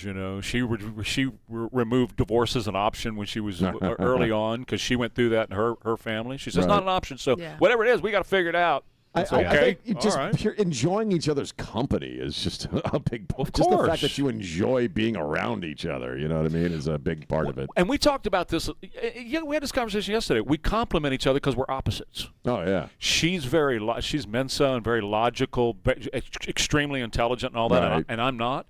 And so I'm like you. I'm a feeler. I feel. Everything comes through emotion and feel for me. It's a little pervy. Huh? Pervy. He's feely. I didn't mean it that way. What I meant was I get what I'm you're saying. emotional. I'm the Yeah. emotion side, and she is the brain. She looks at numbers, and she gets a string of numbers. I have no idea what all that is. I don't know what those string of numbers is, But I can tell you how I feel after looking at them. Yeah, my wife and I, it's the same thing. We're polar opposites. We're very different people. And again, the one thing that we have in common is we both have a pretty twisted sense of humor, and that's kind of a connecting factor. But I don't think people who necessarily are a lot alike ever do well. I mean, I've been in relationships where, I'm involved with an artsy-fartsy person who's exactly like me, and it never worked out. I think balance, and that's what opposing personalities do, is you balance each other out. I agree, and I've never been in any other relationship other than high school stuff. Right. So I have. I got you covered. I know, and so I wouldn't have any. I don't have any other frame of reference for it. I'm glad that I found who I found when I found. Yeah. And I'm glad that it's turned out the way it has. Right. Wish a couple of other things would be different along the way, and you guys know what those are. But other than that, man, it's been great. Like I tell Ralph, till death do us part. Hey. And that could happen at any minute. No, again, I think people overthink a lot of stuff too. I think it's the simple stuff that keeps people together, enjoying the simple things. Having a laugh, having a good meal. Talk. Yeah, I agree with you. Your initial statement that communication is you have to be able to talk about everything and anything. Right. I think if you're unable to do that, that's where problems arise. Well, even when you're frustrated with the other person, that's the most important time to have that communication. Right. She gets. I'll give you another example. She gets like computer technology and all. She understands that so easily. Right. She's got trigonometry in her head. That kind of thing. So computers and stuff like that don't scare her, and it doesn't bother her at all. Sometimes I'm suffering trying to figure out this, that, or the other, and she can frustrate me, or she can get frustrated at me for not getting it, but then I turn around and get frustrated at her for getting frustrated at me. Then everybody's frustrated. But then we go, okay, let's realize where we're coming from. I'm a feeler. You're logic, so let's just figure this out. That's the way it is with Ralph. He's really good with finances. Yes. He's the money guy. And the first time he saw me use whiteout on my checkbook, he took over. That happened to us early in our marriage. I figured as long as there were checks in the checkbook, we had money. So I would just write that doesn't checks. work. I used to do that too. And we kept getting them back from the bank, and they said NSF across them, and I didn't understand what that meant. NSF. Yeah. What does that mean? So she just said, you know what, honey? I'm going to handle the money. Right. Yeah, Thank I'm in God the same she pitch. did. I look at it this way, okay, and this is what we're all kind of describing, okay? In my house, my wife is logic. I am chaos. Chaos and logic, and that's how we make it same. work. That's why Elaine calls me what? Taz. Tasmanian baby. Devil. That's me. Yes. Ken Paxton. He's a terrible candidate. We've already covered that, but he's an awesome AG. We've already covered some of that. I want to talk about baby Gabriel with Ken Paxton. He intervened in this case. This is a baby boy with a treatable heart condition. The baby boy is being carried by a surrogate mom right now. Elaine, are you listening and paying attention to this? Because this is important. He's being carried by a surrogate mom right now who was in Alaska when she was impregnated with baby Gabriel. Now, the heart condition is treatable. It's not like it's congenital and he's going to be born and he will never live or whatever. It's treatable. And they can treat in utero and fix the heart condition in utero. Right. The biological parents from California, Nasheen Gilkar and Omar Ahmed, want to abort the child. Oh, God. And they invoke the abortion on demand clause of the surrogacy. And the surrogate mom said, no, no way, this baby is treatable. So she moved from Alaska to Texas to be close to a pediatric and cardiac care center that can treat the baby in vitro and fix the heart condition. Is everybody confused, or you got the story here? No. Yeah. Okay. All right. Yeah. So Ken Paxton has jumped in on behalf of Gabriel. Baby Gabriel said, no, you're not killing that baby. And he has given legal protection to the surrogate mom now living in Texas so the baby doesn't have to be killed. Because why would you want to kill that baby? It's fixable. It's fixable. It's fixable. Why would you want to kill that baby? So Ken Paxton's working to give her, the surrogate mom, custody if she wants him. Good. So the baby is doing great other than this one deal that can be fixed in vitro. Fix it and move on. Let the baby live. Come on, we've quit seen it. stories like this. I mean, not this exact dynamic, but, we had talked, I think about a month ago, about the influencer couple that found out that their baby was going to more than likely have Downs. Right. and they decided to not, abort the baby or to abort the baby. To abort the baby, and they Yeah. were celebrating. Why should we're free, and she was sad because she'd already decorated the room, and what am I going to do with all this stuff? But there is that element out there that's what do you call it? Not eugenics, obviously, is what we're calling it. The idea that if a kid isn't going to be born perfect, you want to get rid of it because somehow you're burdened, you're enslaved to that kid because of their condition. And every human being that's born has something that you could make that argument for. And you're not burdened because there are adoptions out there, and people will take them. One of my best friends, I just saw him and his wife 2 Saturday nights ago over to Martini Club, and their daughter is the light of their life. He's always online with pictures with her and just loves her to pieces, and that's what you get. So if you feel like you can't handle it, it's like Mother Teresa used to say. You know what she used to say? She used to say, "Don't kill the baby, give her to me." Yeah. People are always looking to adopt, Designer babies is kind of what I was going for earlier, where with a lot of the new testing, as that technology evolves, people are able to determine a little more closely, what the kid's going to have, what the kid's going to look like. And I guess people want to pick and choose, which is not cool. And as far as those two in California, right? He's trying to. All they can do is say breach of contract. Right. Yeah, no, Ken, you're right. And Ken Paxton is severing that contract. Right. Saying this baby will be protected, this baby will not be murdered, this baby is going to live.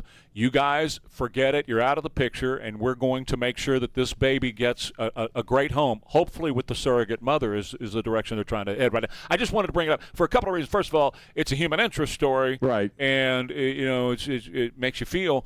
But secondly, Ken Paxton, man, he's just – if he were a better candidate, I'd feel so much better because it's stuff like this that I love. Well, that's kind of the unfortunate part about our political culture, though, is that TV element is important, because sometimes the best people that you want in office aren't all that charismatic. They're not all that camera ready. They just know what the hell they're doing. And we got to go. Okay. So let me tell you about Alamo Water Softeners. Alamo Water Softeners is the best for our area because that's what it was designed for. It was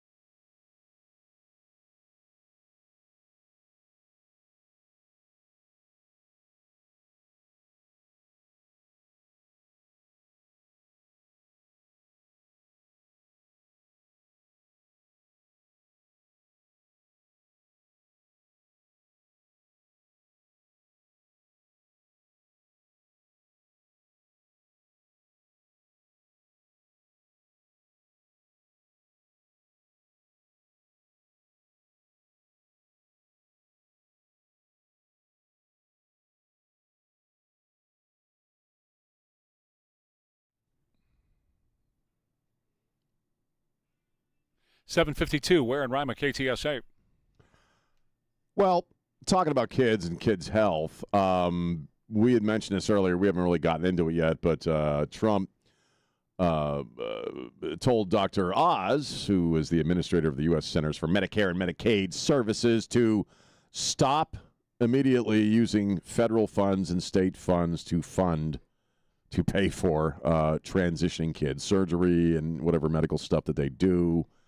We are not going to pay for our innocent children to undergo these barbaric surgeries and practices which result in unthinkable and irreversible harm to their young bodies. That was a Truth Social post from the president yesterday. Fox was doing a package on this just a few minutes ago, and they tossed up a stat up there that, there are thousands and thousands of these surgeries that have taken place in this country since 2016. Thousands of gender-affirming surgeries. Mingala would be proud. On children. Now, don't get me wrong. I'm glad he did what he did. I'm glad we're not going to pay for this, with our federal tax dollars or however that works, or public money. Good. I'm glad. It just doesn't it sometimes take your breath away that we got here? That we're actually here in a reality where people are transitioning kids when they're going, the kids as young as 3 and 4 and 5 and 6, and saying you're in the wrong body, and we have to do something about that for you. I mean, it's insanity. Not people. One party is for this. Well, yes. One side. I want to point that out. Sure. Oh, absolutely. You were talking earlier this morning about how the commies in the Democrat Party are bad, but all of them are. They're all bat stuff crazy. The whole Democrat apparatus in America supports this. Joe Biden said if an 8-year-old comes to you and says, I need to transition, then we should pay for it as taxpayers. That's insanity. My money will not chop up children. Period. It's insanity that grown-ass adults have gotten to this place where we're doing this to kids. And look, I'm not even talking.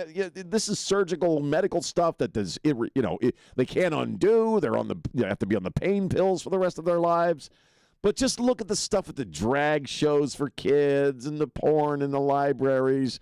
The Democrats have run roughshod over kids for a long, long time. The far edge of it is this trans stuff. I just can't believe there are that many medical professionals who are willing to do this crap. I mean, you had to go after this. Paxton had to go after this hospital here in Texas for miscoding kids. For recording they're having some other procedure while they're freaking transing them. They sold their souls for money in that industry, and that's what they care about. And, folks, you need to tell everybody James Tallarico supports chopping up children. Yeah, he does. And put it that way. I coined that phrase. I didn't steal that from anybody. I coined that phrase myself. What's that? Old Trans Rico? No. Chopping up children. Chopping up children, right. Because to me, when you go removing a penis or a breast off of a child, that's what you're doing. You're chopping that child up. And that shouldn't be done anywhere. If you're doing it in a hospital room under anesthesia, it's the same as a guy doing it behind the 7-Eleven. You're chopping up a child. Don't do it. It's mystifying to me that any medical professional would agree to do this stuff. It's one thing if you're a freaking adult, and I've told you a few times, and I mentioned this the other day, the process for going through a cosmetic surgery to appear as the opposite gender used to be like a decades-long process for freaking adults for 2 reasons. You have to go through this process of making sure this is actually what you want, and secondly, you couldn't find doctors that would do it. Now they're on a conveyor belt practically with the kids. It's horrible. That's because they found they could do it and make money off of it. To me, Sean, it's as simple as that as far as the medical community is concerned. The political community is something completely different. The medical community, it's all about mama bucks. That's it, Sean. No, seriously, it is. That's what it's about. They look at this. Big Pharma funds the medical community in America. Right. Full stop. I agree. These doctors have practices because Big Pharma backs them. That's why these off the grid places, that aren't these big doctors' offices and all that. That's why they're thriving now. They're coming out of the woodwork and doing so well because Big Pharma backs the traditional doctor model in America. And that's what they're all about. They're all about making more money. And this procedure in particular makes them a lot of money. A lot of money. Well, it's sick too, you know. And when you're actually lying about a kid's diagnosis or what they're in the hospital for, so you can secretly transition them. I can't think of anything more freaking evil than that. That is freaking evil that they're doing this to kids. That's right. And as we say all the time, once you get to and I'm glad this hospital in Texas is being forced to open up a detransition clinic, because you know how those people are treated. People who get to their late 20s, early 30s, and they want to go back. Yep. They're treated horribly. More Ware and Rima coming up. KTSA. Hey, it's Sean. You know I love talking about my friends at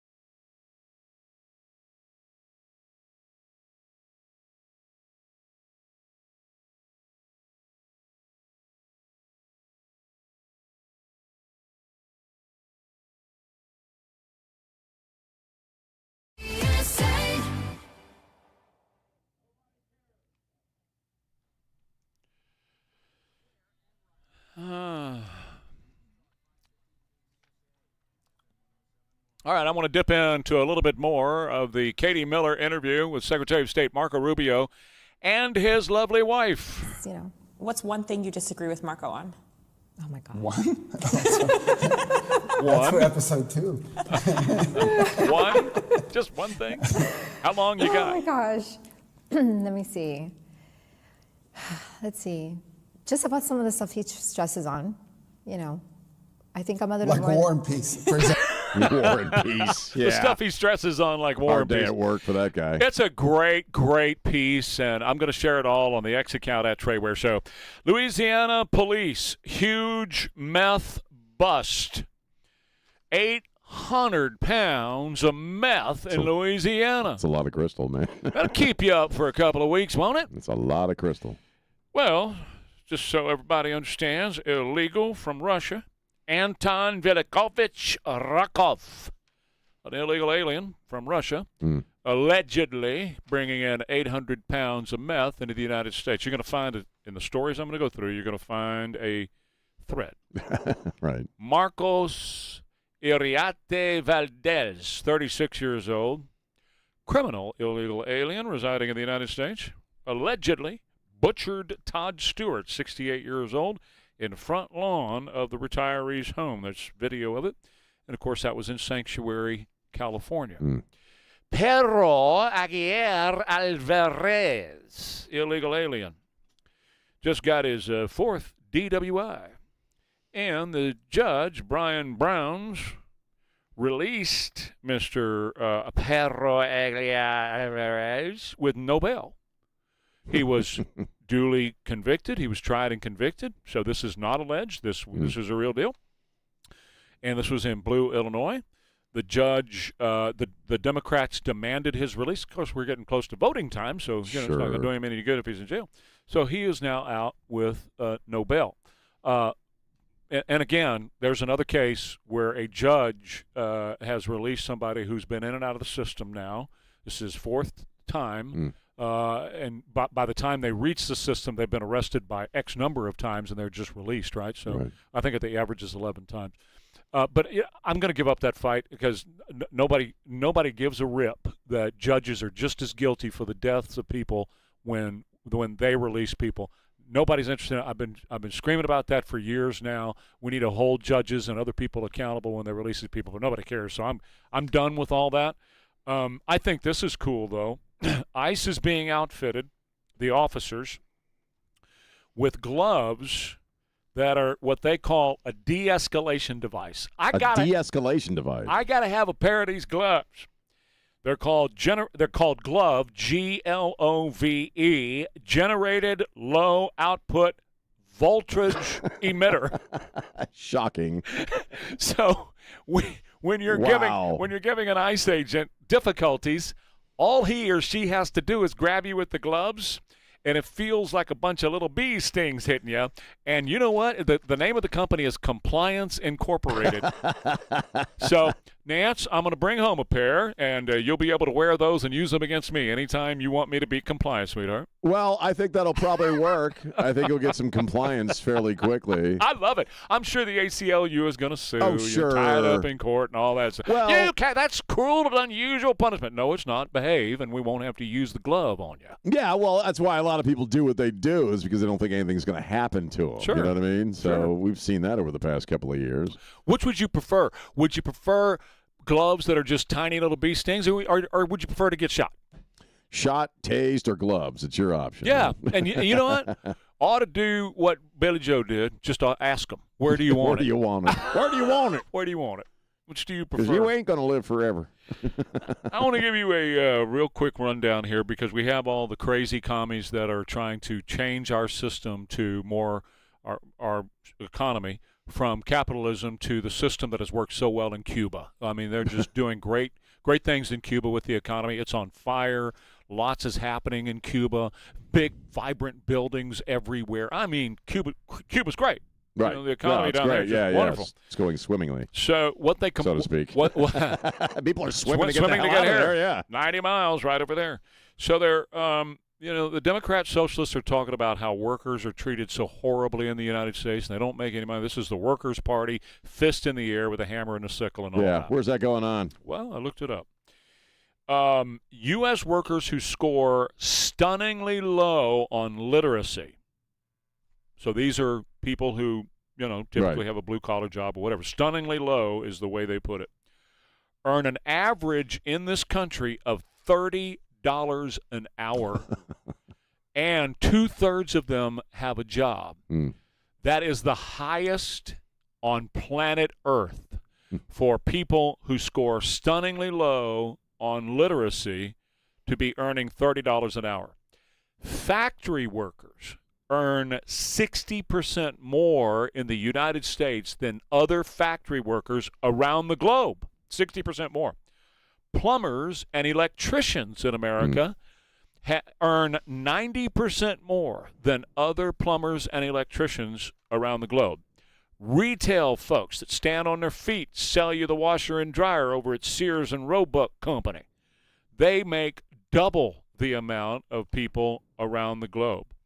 And DSA wants to destroy that system because it's so unfair and bring in, literally, the system that has been in place in Cuba and Venezuela and places like that has absolutely destroyed those nations. Well, you never hear a reasonable argument for why capitalism sucks, because it's almost always, cradled in the idea that not everybody gets the same outcome, and why should this guy make all this money, the CEO make all these millions and millions and billions of dollars, where somebody working the drive-through window at the fast food joint isn't. I mean, it's a flawed argument. There's no actual logic to it, because obviously a rocket and rolling free market means more people have jobs. Again, I mentioned these videos of Charlie Kirk debating Hassan Piker, who himself is a very wealthy guy and does very well off of capitalism, as you pointed out earlier. But Charlie, I was watching a video last night, listed it off, when that CEO you're talking about, whose money you want to take away just because you think you should be able to take it away, the better that guy does, the more people he does what? He hires people, right? They're making more money. You incentivize your employees so they want to work even harder for you, and everybody wins. Also, capitalism does what? It encourages innovation. People come up with stuff to sell and do that'll make money. Okay, and what don't you see in communist and socialist countries? What don't you see? Innovation. You don't. Nobody's really trying anything. You know what I mean? You might see military innovation, but that's at the point of a gun. But you don't see creativity or innovation at a level like you see in our system. There is no opportunity for advancement either. Right. And so when you are locked into a specific amount of money that you're going to make, and you're locked into a system where you can't increase that amount, there's no incentive to try to do better and increase what you're making. Let me give you an example. A couple of nights ago, I stopped at our friendly Whataburger, and it was 1 a.m. And I had to tell the girl that was speaking through the speaker at me, taking my order, I'm hearing impaired. So I didn't have my hearing aids with me. And I said, I'm hearing impaired. I just need to tell you what I need, and then I need to pull around there. She said, no problem. So I told her what I needed to pull around there. This girl was on it. She was she was absolutely amazing. And I looked at her and I thought, if I had a job for her in one of my companies, she would go to work for me. I would put her to work because she did everything just right. That's America. Someday, somebody is going to go through that drive-through and go, you need to come work for me. I'm going to put you. But that doesn't happen in communism. That doesn't happen in Cuba. No, that doesn't happen in Cuba. No, you don't, because why would you care? I mean, you're just more of a drone. You're more of a cog in a machine. Your own efforts don't really matter at all. But it goes back to what you said a second ago, in that there's no innovation, so everything's the same. So it's like, well, okay, this is your lot in life. You're going to serve burgers the rest of your life, and that girl's not going to serve burgers long. I'm going to tell you that right now. Yeah, but I mean, they're trying to achieve that here, right? With the idea that, and you see this happen in the employment world, where these young people come up and it's all about, what are you going to do for me? Can I get my time off? It's very employee centric. The idea being that the bosses are all greedy and they're all oppressive and horrible people and they're going to treat you awfully. And so you're kind of laying the groundwork for that idea, right? And they've been doing it for years. Yeah, the guy at the top is horrible and evil and greedy. They've been doing that for years, but that's why people like this girl stand out more, because all the rest of them are mailing it in. They're just, here's your burger, here's your drink, get on down the road. People like that do stand out these days. That's what I'm saying. Absolutely they do, Is that somebody's going to pull in that drive-through, and they're going to go, what is your name? How do I get in touch with you? Because you are going to get a job in my place. And that's only in America. That doesn't happen anywhere else. And it certainly doesn't happen where communism rules the day. That don't happen in Cuba. That don't happen in Venezuela. That doesn't happen in any of these countries where Piker and the rest of them are trying to take us. Simply doesn't. Well, yeah, and a lot of the people who, are fighting the oligarchs and fighting evil, greedy capitalism, the greedy CEOs themselves are filthy, stinking rich. Or they're Nepo babies or what have you. And it's like, I guess they have it in their mind that once this great revolution takes place, that they're going to be living fine. They are. Okay, well, some of them will be. Not all of them will be. But what they do is they say, I'm going to take that away from the rich, and I'm going to give it to you, which is exactly Hassan Piker's message right now. But it never happens. They take it from the rich and they keep it. Piker goes from $40 million net worth to $100 million net worth. But that group of people becomes increasingly smaller at the very top of that pyramid. So a lot of people my point is, a lot of people that think they're going to be eating at that table will not be when it comes around. Lulu Lemmings is what they are. Lulu Lemmings. That's what John Kennedy called them yesterday, that these communists are Lulu Lemmings. He's right. Or no, Lulu Lennons. Lulu Lennons. All right, so Marco Rubio, that ever-famous question, what keeps you up at night? What keeps you up at night? Everything. I mean, especially her phone. Everything. Imagine. Especially her phone. Oh, my God. That's funny. Perfect. All right, I want to tell you about my friends over at Texas Rhino Shield. When you have Rhino Shield on your home,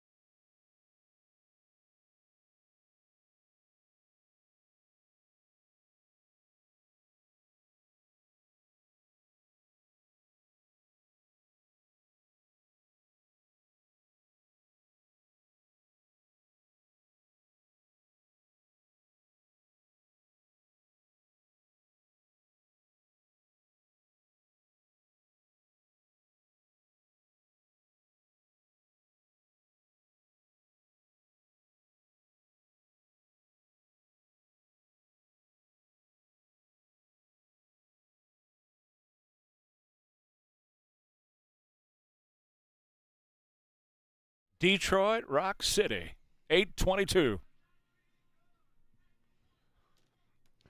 We are Ware and Rima, KTSA. God, everything. This is like relationship day on the air. Like half the stories I have are like relationship-based stories. We've talked about It's like it's the Hallmark edition of Ware and Rima today. Everything I have is like a relationship thing. So y'all stay tuned because at 9:58 we're going to kiss. Trey and I are going to kiss, just like at the very end of a Hallmark movie, and say I love you and I love you too. The last 2 minutes of every I'm Hallmark serious. show. Like everything I have. Now I'm thinking about it. Like I was looking at this. This is something that's been swirling around the media go ahead, sweetheart. for the Talk past about couple of. Okay, baby. Just don't rush me now, darling. You're always rushing me.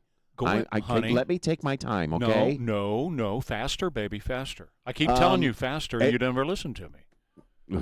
This is sliding into an HR violation. Anyway. First relationship story. I'll do a couple here.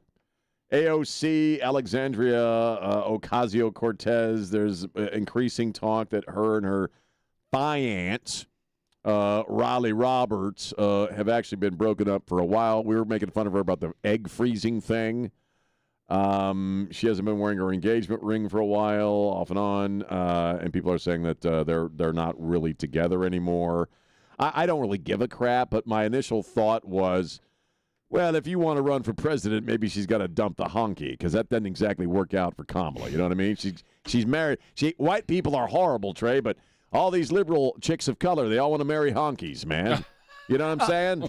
You might have to drop the cracker there if you want to be on the national campaign trail there, sweetheart. Or maybe it's just, what do you think it would be like being hooked up with her? Yeah, I was thinking. So, she's running. She's running. Oh, I don't doubt she's going to run. Guarantee it. But I think it's funny, that because for a while there you saw them together all the time, and Riley Roberts looks like the unhappiest guy in the world, doesn't he? He's never smiling. And again, you think about who he's married to or who he was engaged to. That would be tough, man. Yeah. It'd be tough to cohabitate with somebody who didn't know what a garbage disposal was 10 years ago. Mm-hmm. The other relationship story I have, I actually heard Gordon Deal talking about this, but I looked it up. And it's a new kind of relationship called Together But Apart, where people don't live together. Well, then you're not married. Look, James is going nuts. He loves the idea. You're not married. Well, let me break that story. Actually, I looked it up, and I got a story on the New York Post. Yeah. Where a woman lives in an apartment a mile away from her husband. And they say it has greatly improved their relationship. Oh, bullcrap. They're talking in this article, more and more, and especially young people are doing this. Yeah. And I'm bullcrap. I'm with you on this. No. If you're not cohabitating, you ain't married. Well, what if you're deployed? What if you're deployed and you're gone for 9 months? That's totally different deal, man. That there's an end. Difference? There's going to be an end to the deployment, and you guys are going to come back. That's a totally different deal. That's like saying, well, I got to go to New York for 3 weeks for the job. Now we're not cohabitating anymore. No, these people are making a choice to never cohabitate. They say it's such a stress relief when I leave you. Now think about that. Just leave. Think about that. It's it really helps me because I get to go out with my girlfriends when I want to. Well, I get to do my yoga when I want to. I get to watch TV when I want to. I get to have all these things when I want to. Well, then why are you married? Why do you bother getting freaking married if you're not going to live together? And the second part, I don't even like the whole sleeping in different rooms thing. I'm not into that either. I think you're married, you're making a commitment to somebody. That's just y'all's preference. Well, of course, right. it's all. This is an opinion show, right? So we're doing opinion, but Well, you were saying that your mom and dad slept in different rooms because of the schedule. Yeah. Oh, yeah. Yeah, well, they did. They sure did. Well, their marriage is in a farce because of that. No, it wasn't a farce. And you remember the healthcare CEO? He lived in one mansion, and the one that was murdered. Right. And then his wife and kids lived down the street. Yeah, I disagree with it. I don't think you're actually married if you're doing that trip. I just don't. Why bother going through the legality of it? because you're not really married. And especially, man. but you guys missed everything I just said. Not you. You guys just missed everything I said. Her excuses were, it's too stressful to be under the same roof with you. I need to have my separation. I can hear. I got my hearing aids. Okay, well, I'm just saying, if you're not living together, you're not married, man. Right. You're just not. Right. Yeah. I've been married twice. I know all about it. And everybody has to Taylor have. and Travis. And everybody has to have. They have like 18 houses. Everybody has to have separation at times, and that's when you just. That's when, like in our case, we go to separate rooms or whatever the case My is. separation whatever. is called the porch, okay? Right. That's where I go. I go to the freaking Exactly. or I go to the Circle K parking lot. But it's not 6 miles down the road. No. I mean, that's well, just I mean, why would you stupidity. want to be married Right. and go and have that legal contract hanging over your IRS ass? taxes. If you're not gonna, you know what I mean? If you're not gonna, why bother? And we got a break. More Ware and Rima coming up. At Quarter Moon, AC.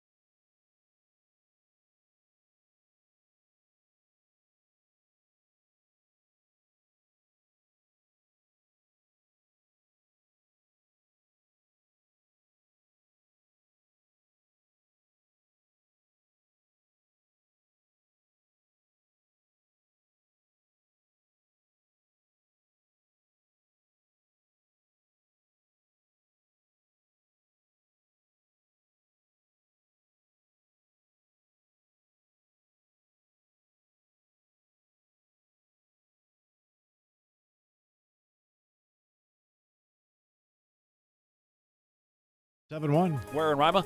8:35. We're going to go around the table real quick. Okay. I got a very serious, serial question. Uh-oh. I want to ask everybody. Everybody sound off on it. Today is National Vinyl Record Day. Mm-hmm. All day today, National Vinyl Record Day. I thought you were talking about breakfast cereal. No. Although I did pick up some Captain Crunch yesterday. All right, so who wants to go first? What are we asking? What is it? Do we like them or what? Well, no, give me some of your favorites. You don't have to give me like one favorite vinyl thing. Just name off some that were big for you. You know, snap, crackle, and pop, baby. The first one I ever had followed the first movie my parents took me to. It was the movie soundtrack of Tommy by The Who. Okay. Oh, wow. That was Big cool. one, yeah. Well, I thought he was going to say Car Wash. I have to have a disclaimer. That was number here. 2. I gotta throw out a disclaimer. Okay. I hate vinyl. I always found records to be a pain in the ass. But you had to have it. I did. Yeah, I had it for years. Once CDs came along, I was like, okay, fine. But I my very first record. It's odd that Christian had a soundtrack. My very first record that I got was the. And I credit my love of classical music with this was the Star Wars soundtrack by John Williams. Sure. I had that. I still have mine. Do you? Yeah, the original. My ex-wife still has mine. Y'all don't live together either. I had a soundtrack. Okay. A movie soundtrack. All right. The Rescuers. Okay. Oh wow. Yeah.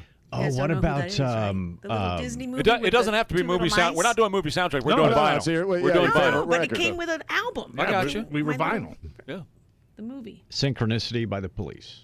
Oh yeah, that was awesome. One of the last ones I had. My absolute favorite vinyl or record. I still call them records. My absolute favorite. Well, that was a record. Right. Well, but you know, We're what I talking mean? records. We didn't call them vinyl back when I was a Call kid. them Now records. they're all vinyl. Vinyl was a raincoat. My favorite record was Pink Floyd The Wall. I had a copy of that when it first came in 1979. I played the hell out of that. Mm-hmm. Yep. Let's see. We also rocked a lot of Beethoven and Chopin on vinyl when I was a kid. Okay. Excellent. Yeah. Yes. My We used mom- to buy those at Albertsons. My remember? mom would put on classical music and get me to start cleaning the house, and Did I any would of have y'all- to clean the classical vinyl. Any of y'all have the KTEL collections? Nah, I didn't do KTSA. I So remember those. now on CD, Sean, you can relate to this. They have the Wow. Now that is music Right, or whatever, right, and that's yeah. just a Yep. collection of all the Oh, top yes. songs. Mhm. Back in our day, we had the KTEL collection, and Yep. they put all the hits on one album for you. I remember that. I never had one. I used to rip off Columbia a lot, but I didn't. We get 9 cassettes For a one nickel. set, one set. Never paid it. The But vinyl's coming back, or it's been back for It's a while, because at huge. It's Walmart huge. they have record players. It's huge. it's huge. Yeah. Yeah. It's absolutely huge. Vinyl is now outselling CDs. It is. And I can't stand it. I think it's a pain in the ass. Snap, I crackle, pop. I can't Now, stand them. when I got into radio, this is long, 52 years ago. That's what we played. We played sure. records, and they were 45s, and they were albums. So we had, because Dad was in the music business back then, we had an incredible record collection Right. of stuff. Because what the record companies would do back then, the disc jockeys were the stars, the singers were not stars. I know that sounds really weird when I tell people that, but Right. that's absolutely true, because the singers realized if they were going to have a hit, they better make the DJ happy. That's the way it was back then in the 50s and 60s. So the record companies, because of all the DJs to make money, they all did record hops. So the record companies would send, when they would send 145 for the station to play, they'd send 6 of them for all the disc jockeys to take home Right. too. So we had everything you could imagine, just Right. a full wall, one entire wall, ceiling to floor in the house, Wow. full of 45s and the albums too. So I know that when I went to radio school in 1988, you still had to learn how to cue up a record, a quarter-inch turn back. And then as soon as I got my first job, we weren't playing records. Yeah. It was already had hopped to CDs and carts and stuff like that. Yeah. But, the record, there is a loss there, because you're right. You had mentioned this at the beginning, that a lot of those old records had, you'd know the pops and skips on your personal copy. It was like watching an old movie. It used to be that way, where you'd watch an old movie and the pops and the jumps in the frame were kind of interesting or endearing. Same thing with like an old record that you've played the snot out of. It's got little pops and crackles that so Well, that's kind of gone. And albums were hard to advance because you'd have to pick the needle up and set it down on the next track. And so it was hard to advance. Today, it's just the push of a button. Right. And so nobody today listens to an entire album. Oh, they don't. Doesn't happen. They don't listen to an entire song. Because you have the advance feature. If you don't like it, you just punch the button. Back then, we'd just listen to it and check it out, read the liner notes, read the lyrics. If it included lyrics, we'd read everybody, where it was recorded, the producer of it, and the whole nine. I used to love that, though. I used to love that because an album was a finished work of art. That's what I'm saying. So I wanted to hear the songs in the order the artist wanted them played. And in many cases, the hit song was not what they released on the 45. It happened a lot. In fact, one of the biggest songs from the 70s, song called Brandy by The Looking Glass. I remember that, The record company hated that record. They hated it, and they sent out another one off the album, and there was a DJ in Washington, where you grew up, in Washington, D.C., and he called the record company and said, "You're pushing the wrong one. I'm telling you, I listened to the album. You get in a record company." He said, "Yeah, you don't know what you're talking about. You're just a DJ." Right. He said, "No, yeah, that's exactly right. I'm the DJ." I got another DJ story. So they said, "Okay, we'll put it out." And the next thing you know, Brandy took off. Right. But here in San Antonio, Texas, this is a real quick story. In San Antonio, Texas, is the reason for George Strait being who he is. When my friend Jerry King was doing mornings at KKYX, George took him a copy. I think was it Fireman or Unwound? I think it might have been Unwound. Amarillo by morning. No, Amarillo. It was too early for Amarillo, but I think it was Unwound, I believe. Anyway, took it up to Jerry and said, "Would you mind playing this?" And Jerry talked to him on the radio a little bit. Nobody really knew, Right. He'd been around. George had been around picking here and there in clubs and all that, but he certainly didn't have any hits. And Jerry put that thing on, and George went down and listened to it in his pickup truck. And he went downstairs and said, "Let me get down in my truck and listen to it." It was unwound. It was unwound, okay. And the next thing you know, the phones exploded, and that was the beginning of George Strait. And Unwound was on vinyl. That's how they played it. Right. Wow. So I'm glad. You see a lot with my girls. One's 22. She just turned 22, and the other's 20. And you see a lot of stuff that was back then coming back. Like vinyl, they're wearing the big baggy mom jeans again that come up to their belly button. Yeah. They're all about that now. The stuff that was big when we were, that age is big with them now. Here's how you know you're old, Trey. You know you're old when your youth has spawned a retro movement. Sure. Then you're getting old. Well, like people are back they're all into the 80s. People love the 80s now. That the series Stranger Things was kind of shot like an old 80s movie, and all the young people liked it.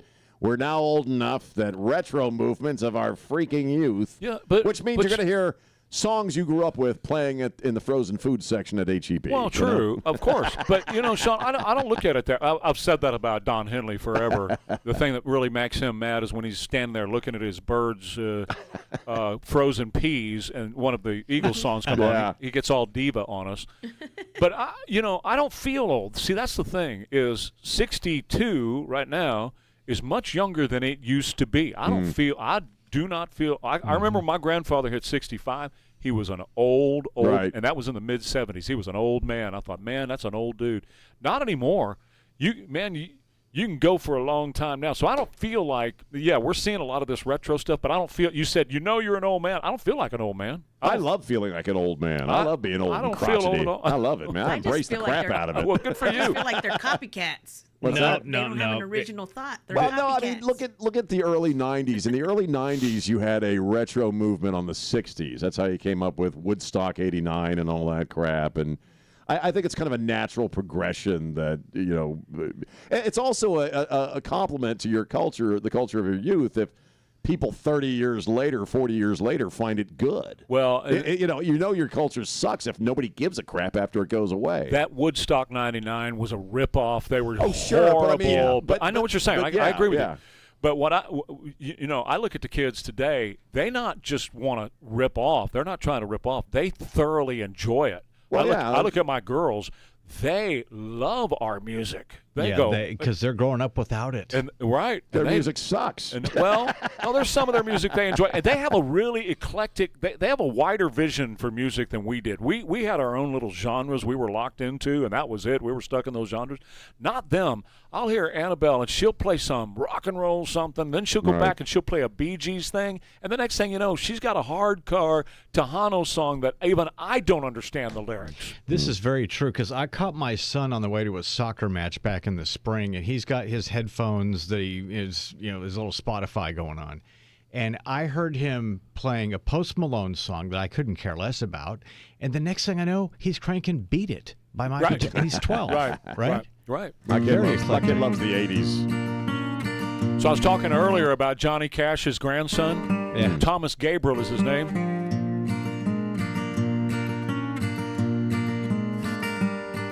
You can run on for a long time, run on for a long time, run on for a long time. Sooner or later, gotta cut you down. Sooner or later, gotta cut you down.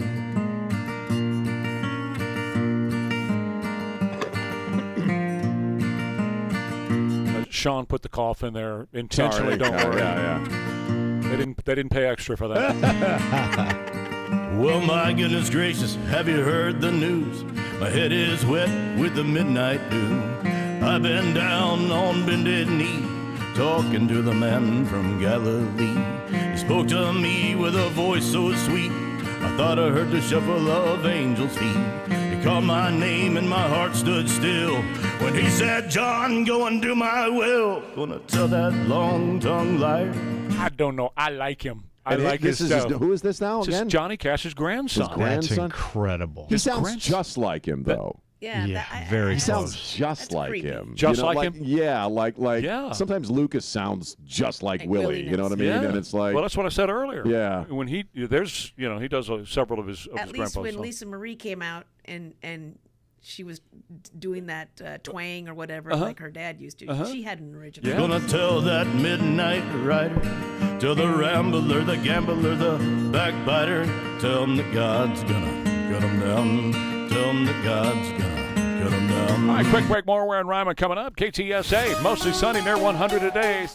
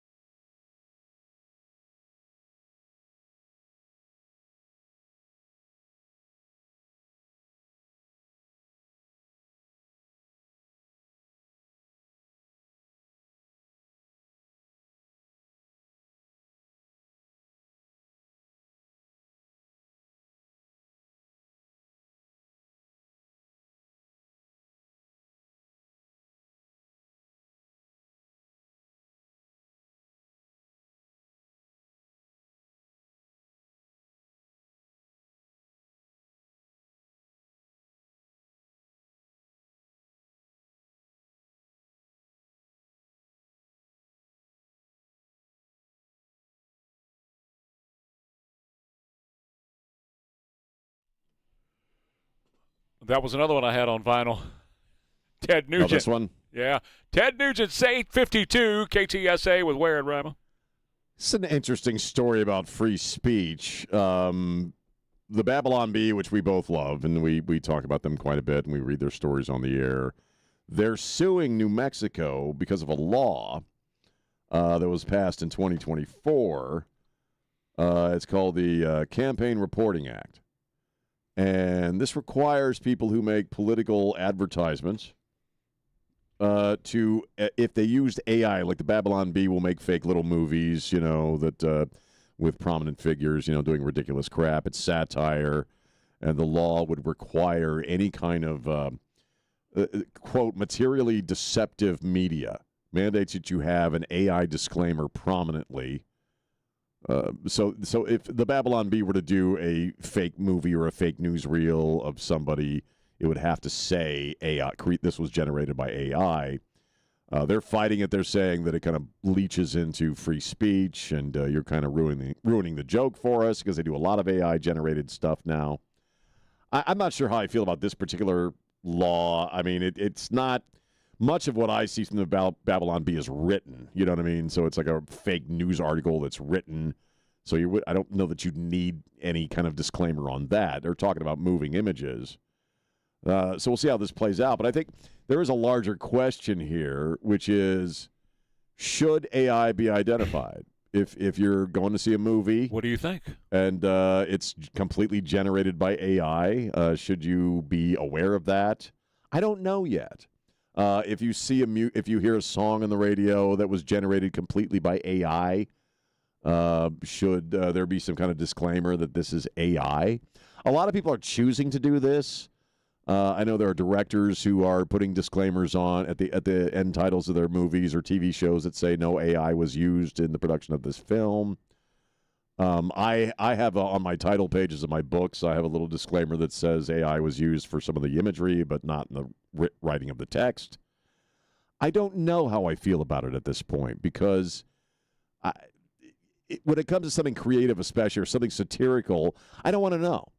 You know what I mean? I want it to hit me. And, maybe after the fact, I'd like to know if it was AI generated or not. I am kind of concerned about the free speech issues, which is why the Babylon Bee is suing them, because they're saying in a sense, they have to add speech to their speech to, warn people that this is speech created by AI. And I think that could be used perhaps in a bad way down the road. So I'm a bad talk show host because I don't have a definite opinion on it as of yet. We're still figuring this crap out. If you had to make an opinion right now, knowing that you could change your opinion later, what would the opinion be? I suppose if it's a film or a piece of music, I would like to know if it's AI generated. But I don't like the idea that I would want to know if it's AI generated. Again, this is all new stuff for us. I don't know that they have the complete free speech argument they're making because they're not being told they have to alter anything, right, as far as what they say. They're just under this law, if they put anything out in New Mexico, they're being compelled to let people know if AI made the video. I understand. What do you think? Well, I understand what they're saying, and I'm a huge, as you well know, because I cite them all the time on this show, yeah. I'm a huge Babylon Bee fan. Tired of your ordinary, boring life in a red state? Why not visit New Mexico? New Mexico is a land of wide-open possibility. Everywhere you look, you'll find space available. And there's crappy old stores that are dilapidated and falling down. Wide open space. Wide open spaces with trash everywhere. Space to find your own future. Space to find your own fortune. Whether that's winning big at our beautiful casinos. There's this casino that's falling down. It's all junk. This is Babylon Bee poking fun at New Mexico now. So that would be a video that they would have to disclose, right? Well, no, these are actual images of places inside of New Mexico that they put up that look like crap, people with no teeth and all those kind of things. We're going to have to figure this out, where we're going to settle on all this. I don't think it's a free speech issue. I think the Bee's wrong on the free speech side of it. I didn't get that angle either. It's not a free. It's not right now. The problem with AI is, I'll say this again for the millionth time in the last 10 years we've been talking about AI. The minute you have the ability to put somebody in a situation they were never in, this week is a prime example. Alexandria Ocasio-Cortez is freezing eggs in her freezer at home. She's not freezing her belly eggs. She's taking a dozen eggs. She walks across the kitchen, and she puts them in the refrigerator freezer, and I defy you to look at that and tell me you can tell that's AI. You really can't. Right. The problem comes when they put Donald Trump in bed with a 12-year-old girl. Or anybody else. Yeah. Well, okay, whoever, Yeah, but they would more than likely do it to him, right? Well, 'Cause sure. anything to, and then he's in a position where he has to deny that. And as Jack was talking about yesterday, all you got to do is put it out there. It doesn't have to have validity to it. You just put it out there. So you have to have some way of denoting this is fake. This is not real. Otherwise, we're not going to know. We got to go. But, Sure. we can talk more about this later. More Ware and Rima coming up. KTSA. Someone had a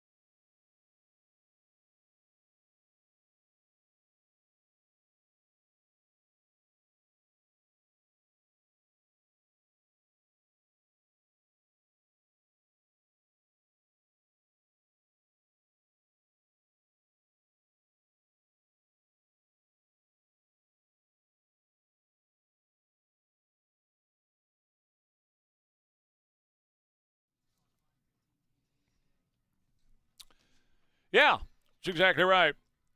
Francesca Hung lost last night, so America is an abundance of suffering, she believes. No, not really. We got great news recently. David Crowley is actually speaking right now. Yeah. I don't know if we care or not. I don't. I don't either. No. We got great news just a few minutes ago, however. Inflation fell in July as prescription drugs, gasoline, and grocery prices came in lower. I told you it's a drum I'm going to beat between now and the midterms. Prices. Affordability.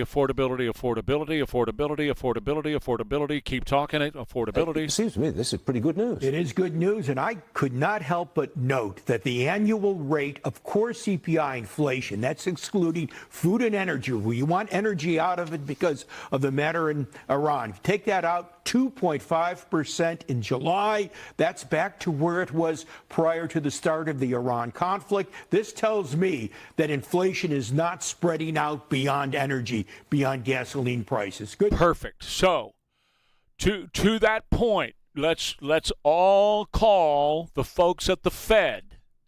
Lower interest rates now. Call a special meeting and forget about Lisa Cook. I don't care what she's got to say. She's the one that Obama put on there that hates Donald Trump. She got TDS. She says, I'll never vote to lower the interest rates. We should continue to go up on interest rates because she wants to kill the Trump economy, okay? She's a nut. She should have been removed from that board a long time ago. But let's prevail on the new Fed head to lower interest rates in a special meeting right now. Don't wait for your next meeting a month from now. Do it right now. Right. There is no inflation in this economy. 2.5%. You want to compare that to Iran at 136%? There's a bit of a difference. And you want to compare that to China now at over 6.5%? We have 2.5% inflation in this country. Lower the interest rates so housing prices come down as well. Well, the timing would be great with 83 days out from the midterms. I agree, but we need the Republicans to focus on the financial reality of what's going on in this country, which we've already said a couple of times today. Trump's not doing. Trump's, the Democrats. We can't hear what Crowley's talking about there, but I bet you he's talking about affordability in some regard. Because that's the drum they're beating, and our side doesn't seem to be focused on that as much. Well, Trump does go through the list of what he's doing that is good. Well, he lists off everything, and any speech he gives, he'll hit the economy, but then he'll hit Iran, then he'll hit this, then he'll hit that, Yeah, and it's like I said the other day, my disappointment in if and this is not really a disappointment, but like when he had Bobby Kennedy there, they went on and on and on and on and on about this thing concerning the vax. That was a 5-minute, this is what we're doing with the vaxes. Now, let me talk about prices in America, okay? Well, it's only up to Secret Service. I just follow what they'd like to do. So I go by Secret Service and the military. They wanted me to go on a different flight, a different plane, equal safety, but they wanted me to do it, so I do it. I do what they say. And you know why? Because it's cheaper for me to go on that different plane. You know what I'm saying? Like pivot. Connect everything back to the economy. Everything. Oh, hey, by the way, did you see those numbers? They were fantastic on Wednesday morning. We brought the inflation rate down to 2.5%, and I think they ought to have a special meeting over at the Fed to lower the interest rates.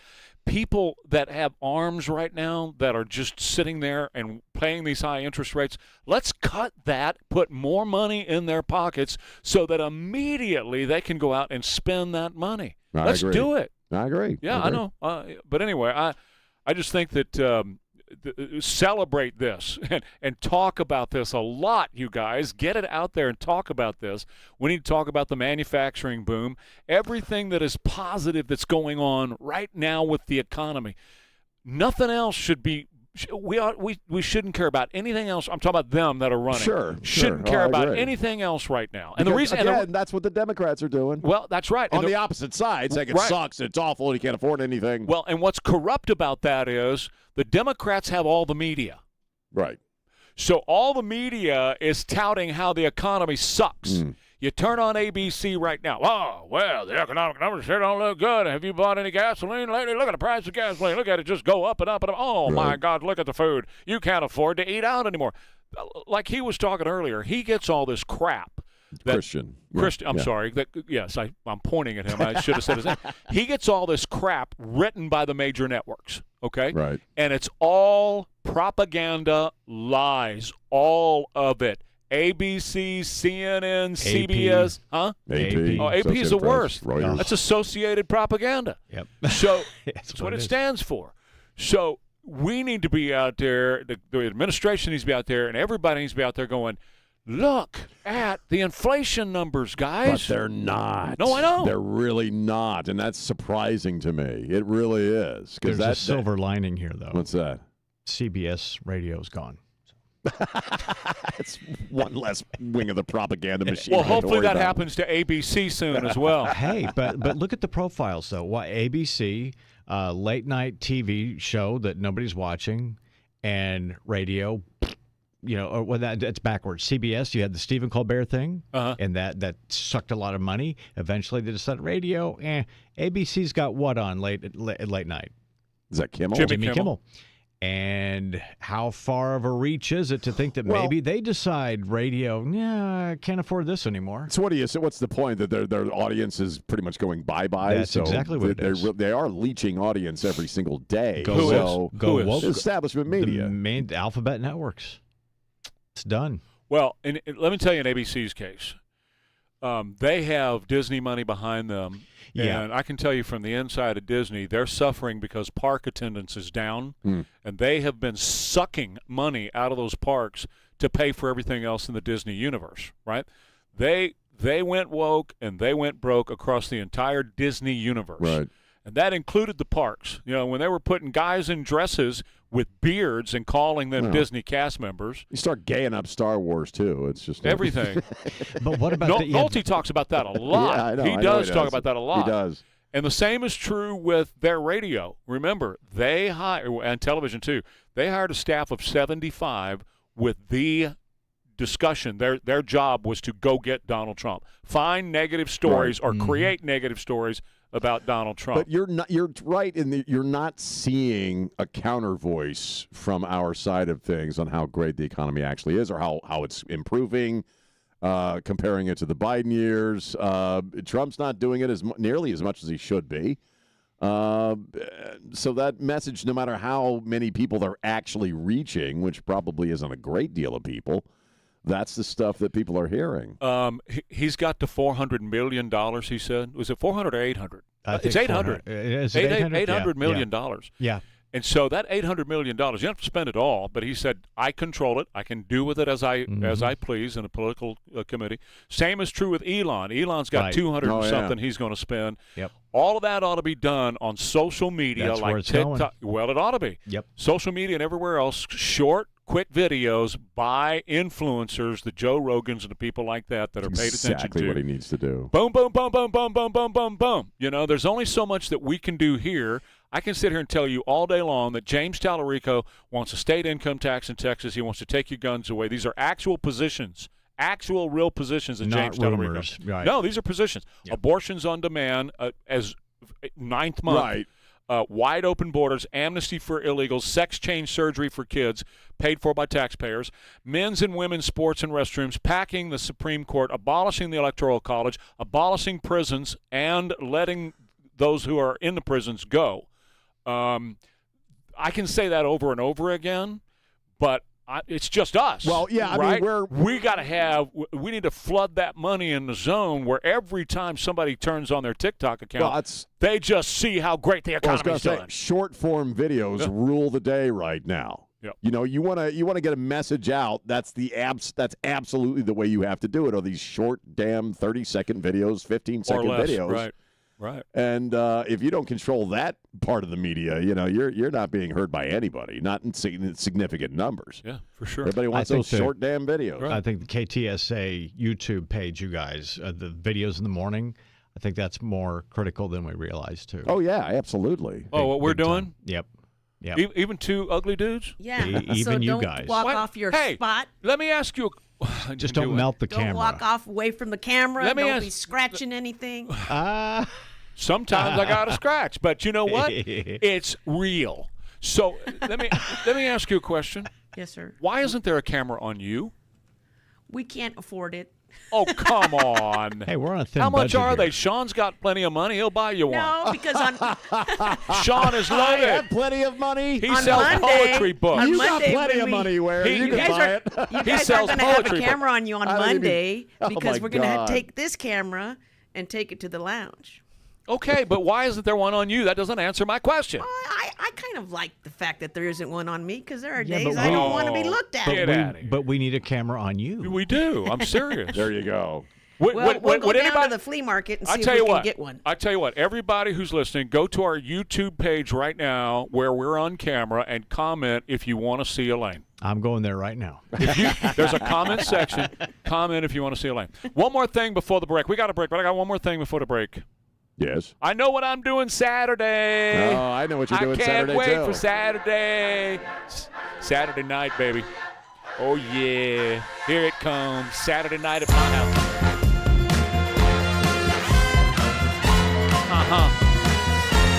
Yeah. Y'all are welcome to come over if you want. Saturday gonna be wild in my place. Yeah.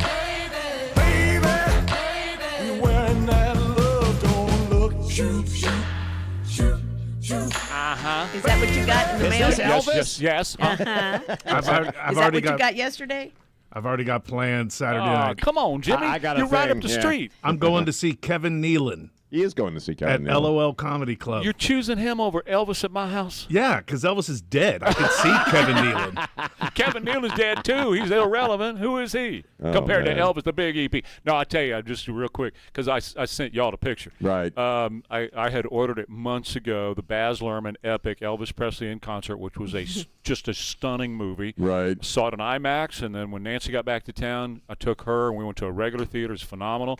But as soon as the DVD went on sale, I pre-ordered it, and that was months ago, and it came yesterday. You sent Elaine a picture, too? I did. I I sent don't both of feel y'all so pictures. special anymore. My Thought I was God, special stop. because you sent me a You are such a picture. girl It's sometimes. whatever he was saying. doing in the picture with the DVD. I'm just Yeah, I messing sent with you a different. I sent you a different picture than I sent her. I'm just messing with you. It's a slow news day. So. Anyway, I can't wait for Saturday night because my house is going to be thumping. Excellent, You're going to man. dress up for the occasion? I do have my. I still have my suit. You still got your. You're going to put on From your Halloween? Elvis suit? I may have to. Yeah. You're going to pop your collar? Of course. You're going to do a video? I do that. I do that. I know you've been sending those videos in, and poor Sam has to look at you with popped collars. Popped collars. So way to do it, right? I'm Wow. thinking about starting to do Say, this thank all you the very time. much. Thank you very much. Yeah. Well, the camera is on you. Uh-huh. Yeah. And I'm going back in October. I didn't pop a collar. I popped a collarbone. That's so funny. I got to refute something Sean just said. It's a slow news day. There's no such thing as a slow Well, I news know. day. Only slow news people. Well, I'm slow today because everything we're doing is like, relationship crap, and I got another relationship story coming up. Good. Oh, that should Well, be good. we'll get to that in just a minute. But first, let me tell you about Wealth Watch Advisors.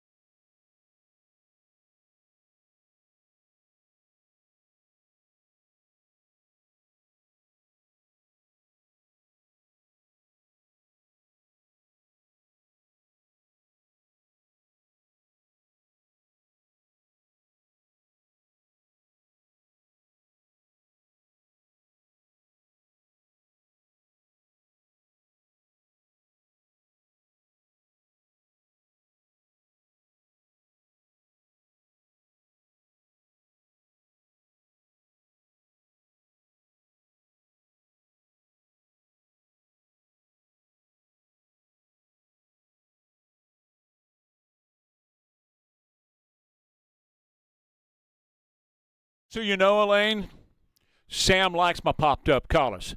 It's Ware and She Rima. likes your popped-up collars. It's Ware and Rima, KTSA. Well, I don't really have a relationship story. I was just making fun of all the other Then crap make that one I have. up. This is kind of a relationship story. Zoran Mamdani's wife is not getting a security detail of New York City police officers when she goes to Syria and Lebanon, which he is blaming on a miscommunication between his office and the NYPD. Because Syria and Lebanon are both countries where, we're not supposed to go, and they're considered to be very dangerous places. Not for her. Not for her.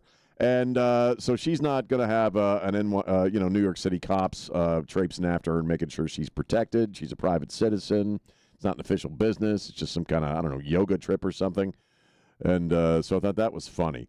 The other Zoran story that I saw, and Nolte did a great piece on this in Breitbart. We talk a lot about rental properties in New York City, obviously, and Nolte does a piece on Tracy Rosenthal, who is unofficially Zoran Mamdani's rent advisor. And we talk a lot about freezing rent, for folks, so the evil landlord can't jack up their rent and, make them sad and stuff. And I was reading the story about her. Apparently, even though she has no expertise in this field, she's the daughter of some celebrity-type showbiz people, and she has not paid rent in 4 years on her own damn apartment. Which is like, I don't know, $2,000 or $3,000 a month or something like that. $2,300 a month, and for 4 years, her and a bunch of other tenants have refused to pay their rent. I forget why. It was some issue inside the building. She saw one cockroach. She saw a cockroach. That's what it was. And so for 4 years, and in New York City, okay, they can't kick your ass out apparently if you just don't pay your rent. Nolte refers to her as a squatter in this piece. And, again, her and a bunch of other folks just aren't paying their rent, and they can't kick them out legally. Nope. So they're just sitting there. But she's the person that I guess Zoran has his ear when it comes to issues involving rental properties in New York City. If you go to the DSA website, it's all about free housing. Sure. You get free housing. Housing. Nobody pays for it. Nobody pays for it. Well, It's somebody does. It's all free. No, not on the DSA Somebody website. does. It's all free. Oh, I know that. We're going to give you free. What they call it is a day off. You can take a day off, and you get all your food, all your housing, all of everything. Right. Is all taken care of, and you don't have to worry about doing anything. You can just lay around. And it's not just a day. What they mean by day, they mean forever. You can just you don't ever have to work again, and we're going to do everything for you. Yeah, Okay? right. Until you find yourself living out on the street and, like I say, eating from the same dumpster as everybody else, because nothing is actually free. But the squatter somebody has to pay for it. The squatter laws are the same here in Texas. We've Right. gone through that with You my did. mother-in-law's Yeah. properties, and the squatter laws ought to be changed. That if somebody comes and takes over your house and they're not paying rent, you ought to be able to go over there with the 45 on your hip and toss them out in the middle of the street. Well, I Out. agree. You're Yeah. out. It's a business transaction. And, And people who own these properties got bills to pay too. That is the thing, and Nolte brings that up in that piece because everybody else has to pay for her, yeah. and she's wealthy. But she's advising him on rental issues, which is a joke. And she's man. wealthy. And she's stinking rich. Right. Yeah. So she could afford it. But the squatter laws here, it's a scam. It is a damn scam. It absolutely. truly is for the little JP courts to make all this money, because you spend so much time there and so much money going through the legal process, and it's months that you have to go through this, and you're having to pay all these court fees. It's just a scam. And meanwhile, people just get to sit there and they can live out. Well, and they destroy your home, and they're not paying you rent, and it ought to last. If you don't pay your rent 1 month, you got a couple of days to make this good, or I'm kicking your butt out. It's the general idea that anybody that is requiring you to be responsible in any way is greedy and oppressive. That's right. And if you have to go out of your way to do anything for anybody or any obligation that you sign up for, if they hold you to it, they're greedy and oppressive. More Ware and Rima coming up. KTSA, River City Oral Surgery. Dr.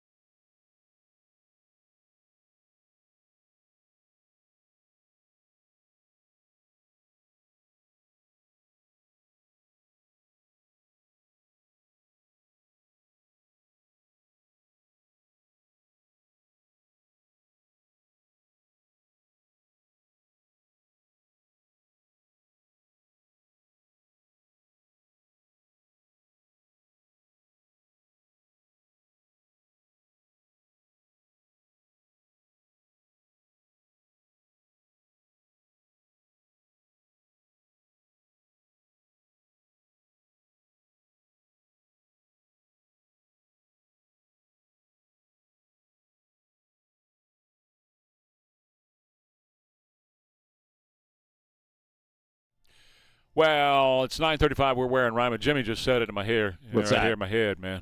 What do you say in your head? Go ahead, man. Say it on the radio. What? No, it has to do with AOC, and the whole thing now is we're not allowed to remember anything past 10 minutes ago. Right. That's right, yeah. Because we were young and stupid. We didn't mean it. We're all meeting the men in black, and it got that little evaporator. You can't. Your memory's gone 2 minutes ago. So what did you say? I said, now you can just tell everybody you can grab them by the. Aha! Oh, yeah. You got your little cuckoo going No, there. it's just us talking back in the day. It's yeah, okay. that's right. That's right. That's I didn't You mean know, it that was young. That was woke number 17. It really was crazy, wasn't it? Grab him by the hoo-ha. It's just funny because they open themselves up to like, well, then you can't complain about anything anybody said Exactly. that you want to say always something do about. this. Love it. Absolutely. That's what we're going to do from here on out. Oh, I'm going to have so much fun on Facebook Yes, today. I know you are. He lives for that crap. He Jimmy's lives got to a plan. scrap it up on Facebook. He is a Facebook crap stirrer. That's And what I- Jimmy does. and That's I- why he exists. I don't just write F that. I write every cuss word in I know. caps. Did say you, with my did you get a chest. date yesterday after I hit you so hard? No, did not. You did not get a date yesterday. No, So a did what? our KTSA. What What happened? is it? Our KTSA Facebook guys What happened to him? use a lot of the F words. Oh, the guys they do. Oh, they yeah. are quite colorful, aren't they? the commenters, the people that comment. I don't pay attention to them. I really don't. I really don't. Can y'all let me know if they ever badmouth me so I can get in on there? Sure. Or should I not They do it all the time. Yeah, Okay. that's right. Good. All the time. Get Every in there day. and stir it up. Well, it's stupid people, so it's not going to be difficult. So what I said was, and here we go with more relationship radio. This is relationship It's radio. relationship radio Yesterday, today. Jimmy brought in his carne asada. What was just outstanding. He brought me a little taco, set it here in front of me. I put it in my mouth. I went, whoa, why aren't you married? Somebody got to hook you up. What do you say when you taste my food? We don't say How are you anything. still We- married? I say, silence is get out of the way. deafening. I say, get out of the way. I'm coming to the restroom. You're in the way. I say call 911. That's right. I'm sorry. I'm just kidding. No, it really was good. Okay, now Wayne Allen Root had Donald Trump on. Let me put an idea in your head, okay? Because it's so hard to get the Senate to do anything, now they're on recess, they don't get anything done if they never get the Save America Act done. You have the right to declare a national security emergency for elections. And the Supreme Court ruled in 1983 under Reagan that INS versus Chadha, that if you declare a national security emergency as the President of the United States, they can't challenge it. It can only be overturned by a 2/3 vote of both houses of Congress. So if you do this in the next month, we will get photo ID, proof of citizenship, and a limit to mail-in ballots, and you don't even need the Senate vote. Okay, I'll leave it at that. Stranger things have happened. I'll leave it at that. Which, of course, is just trolling everybody on the left. But I will tell you this: I did look up the statute, and it is extremely broad. The president has almost king-like powers when he declares a national emergency. He can almost do anything he wants to So do. It's he crazy. could conceivably say we're in a crisis situation with our elections. Yeah. And I mean, he's not going to. No, I don't know, but I mean, it's kind of an interesting thought, though. I mean, immediately Michael Steele ran off on it. He was like, "Oh my God, I can't believe we're in a terrible abyss now with our elections." He was the guy who ran the RNC, who hates Republicans. Right. So anyway, no, it's first of all, it's not going to happen. But second of all, it was really interesting, eye-opening for me when I read the statute. And I went, the Supreme Court ruling from 1983 he's referring to under Ronald Reagan. It gives you you're almost a monarch. You can say, this is it. We're in a national emergency. This is what you have to do. As long as you can characterize whatever the situation is as an emergency situation. That's right. You can intervene and do all kinds of weird crap. Oh, look. On my screen. What? She's back on wine again. I think there'll have to be some, you'll probably have to take down the arch, which he is determined to put up, which I think is just a terrible idea. I think this is Hillary, and she's in her kitchen, and she is sipping wine once again, talking about all the stuff that Donald Trump is putting up to beautify the country. She wants to personally have another sip, baby, and continue. we'll have to worry about the reflecting pool because it's not going to be fixed by the time he leaves, assuming he leaves. So there's going to be a long list. I'm making a list. Are you for the making a next list? Are you going Congress. to de-gold the horses? Those De-gold the horses. horses, take down. Remember a couple weeks ago we talked about the horses that were all shot Have at? you seen them up close? Gold. Yeah, I It's saw a crazy. picture. I saw a Feels picture. like Saddam Hussein. I It mean, is. You know seriously. what? That's a very. When I was in Baghdad after the fall of Saddam Hussein, I had meetings. I was then a senator. I had meetings in some of his palaces, and they were quite reminiscent of what we are seeing in our own White House. It's just insane. So not only is he Hitler, but he's Saddam Hussein. Is that hard for you to watch, or just sad. you're like, I'll You know take what? down the It's gold? sad to me. It's sad that it's. No, what's really sad is you. You're the one who's really sad here. So what's You're she gonna still do? butt hurt, and that's a lot of butt to hurt. She is, but I mean, think about what she's saying. She's saying, okay, we were outclassed by Saddam Hussein based upon how things looked prior, right? Because she's making things look better. He wants it to be a world-class city. He wants the White House to be a world-class place for a head of state to live and entertain other heads of state. She will never get over it. Are we Well, gonna that bleach I bit- agree. Are we going to use the bleach bit technique like she did? She needs some When she bleach on them wiped all that wrinkles around her stuff eyes, man. Yeah. Hillary. She's boring. She's so boring at this point. You know what I mean? Like, she would be interesting. Well, no, I guess there's no possible way for her to There's be no way to interesting at make this her point. interesting. But again, okay, And she it never looked was. like Saddam Hussein's palace. It's like, yeah, but think about what you're saying. That means we look so crappy back before Donald Trump started redesigning everything. I mean, I get what she's saying, the gold lame and all that, and they have the gold lame statues, and he's got gold lame all over the place. But, you know. It's what he's doing, not to turn this into a serious moment, but what he's doing is projecting excellence. And, Yeah. And what is wrong with that? You have had a string of people in the White House who are nothing more than bums.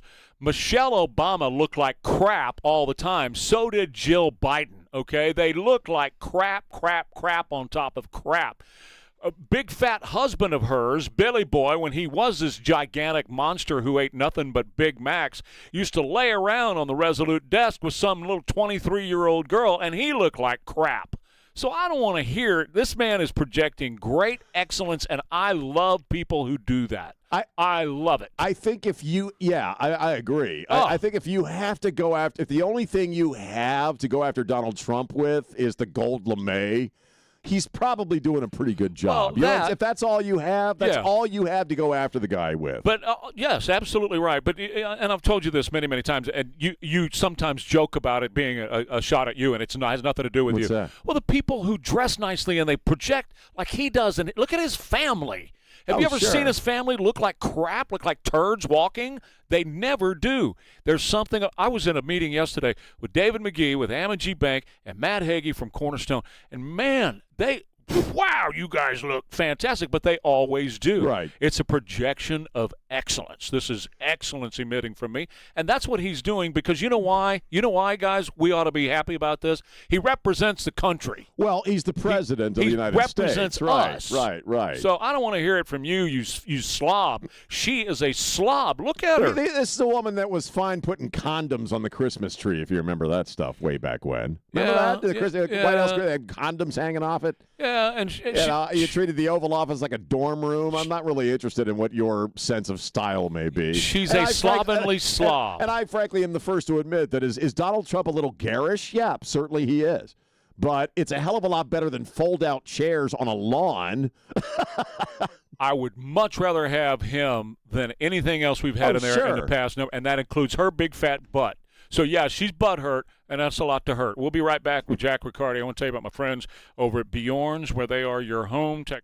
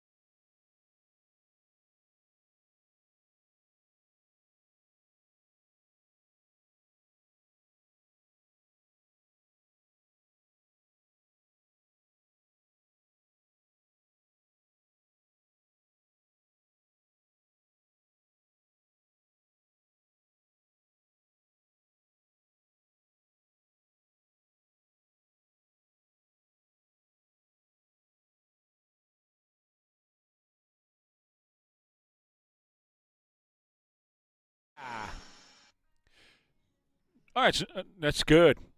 Like that a lot. Number 1 in America.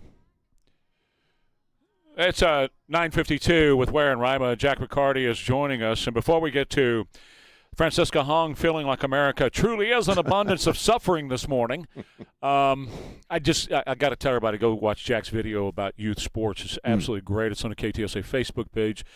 And, Jack, just too quick, I can give you some personal reference on that. A long time ago, I was invited to come announce at the local quarter midget racetrack, and the kids were great driving those little race cars. The parents harped on me all day, and I was just the announcer, and they were screaming at me about stuff, technical stuff I had nothing to do with. I had nothing to do. I was just, number 2's in the lead right now. That's all I was doing. They're screaming at me. And then years later, because Justin wanted to play, I became head football coach of he was 5, little bitty 5-year-old boys, My gosh, the parents were a wreck. Parents and adults ruin youth sports. You said it.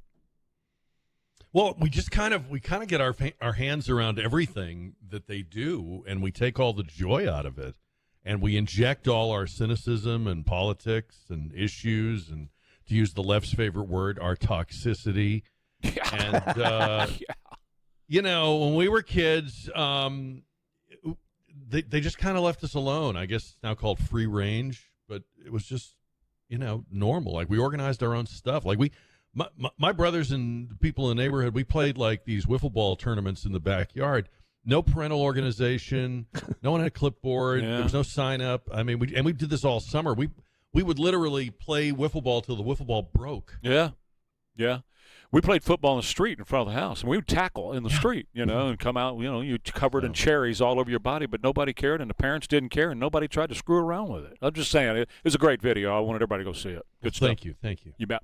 Aren't adults kind of ruining everything for kids just across the board? I mean, Halloween is now, Jack, I've heard you talk about this before. Halloween is now an adult holiday, I mean, you look at what's going on in the education system.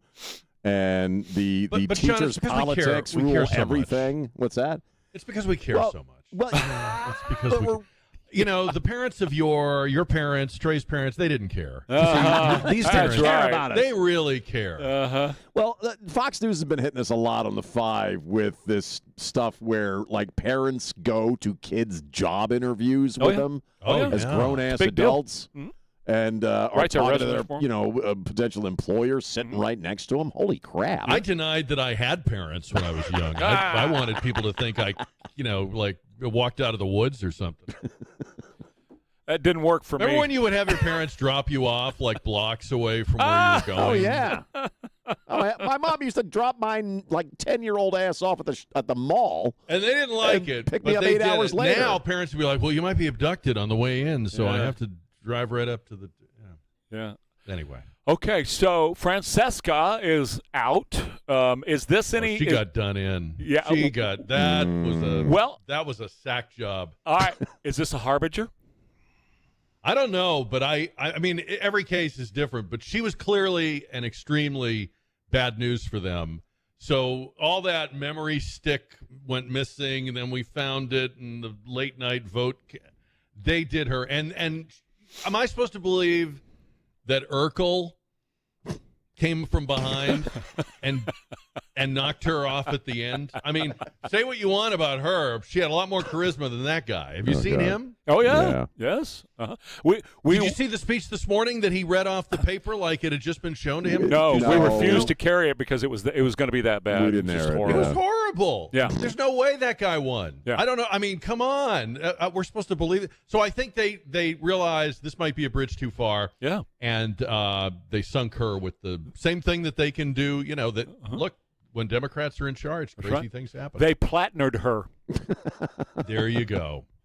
It's a new phrase. Well, again, I guess she was the Thanksgiving thing was ridiculous, and then all this stuff about how I didn't really mean it, and then go to all the way the other extreme, and I love Thanksgiving more than anything else. You could also, in addition to all that, you could tell she's incapable of doing anything. Oh, she's got crazy in her eyes. She's just nothing there. So, and they I knew felt it. bad. There was a video of her talking to reporters, and she had her son with her.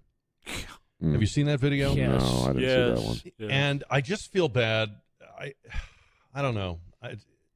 That's got to be rough for him. What were you the one, or was it somebody else who said leave the kids at home? I think it might have been somebody on TV who said, "What are you doing, taking your parading your kids around?" Well, I mean, he's falling asleep. He's yawning. Your mom claimed that she loves Thanksgiving. Like I don't know. I just but again, my operating theory this morning is this isn't the Dems have realized that they went too far, this isn't the establishment. This was they mugged her in an alley during the vote. Yeah. Right. Well, look, that's what they do when they realize they've got an issue on their hands. That's why I brought up Plattner, because when they they don't care about democracy. They're the party of democracy. They did it to Biden for crying out loud. They realized they couldn't win with that guy, so they cut his ass loose. Right. Well, and that's how they put him in the first place, too. I mean, if people remember back to when he was suddenly the front runner after being in fifth place, Clyburn. That was also a fix. Clyburn. That had to be. Yep, that's exactly right. Okay, Jack, have a great show, and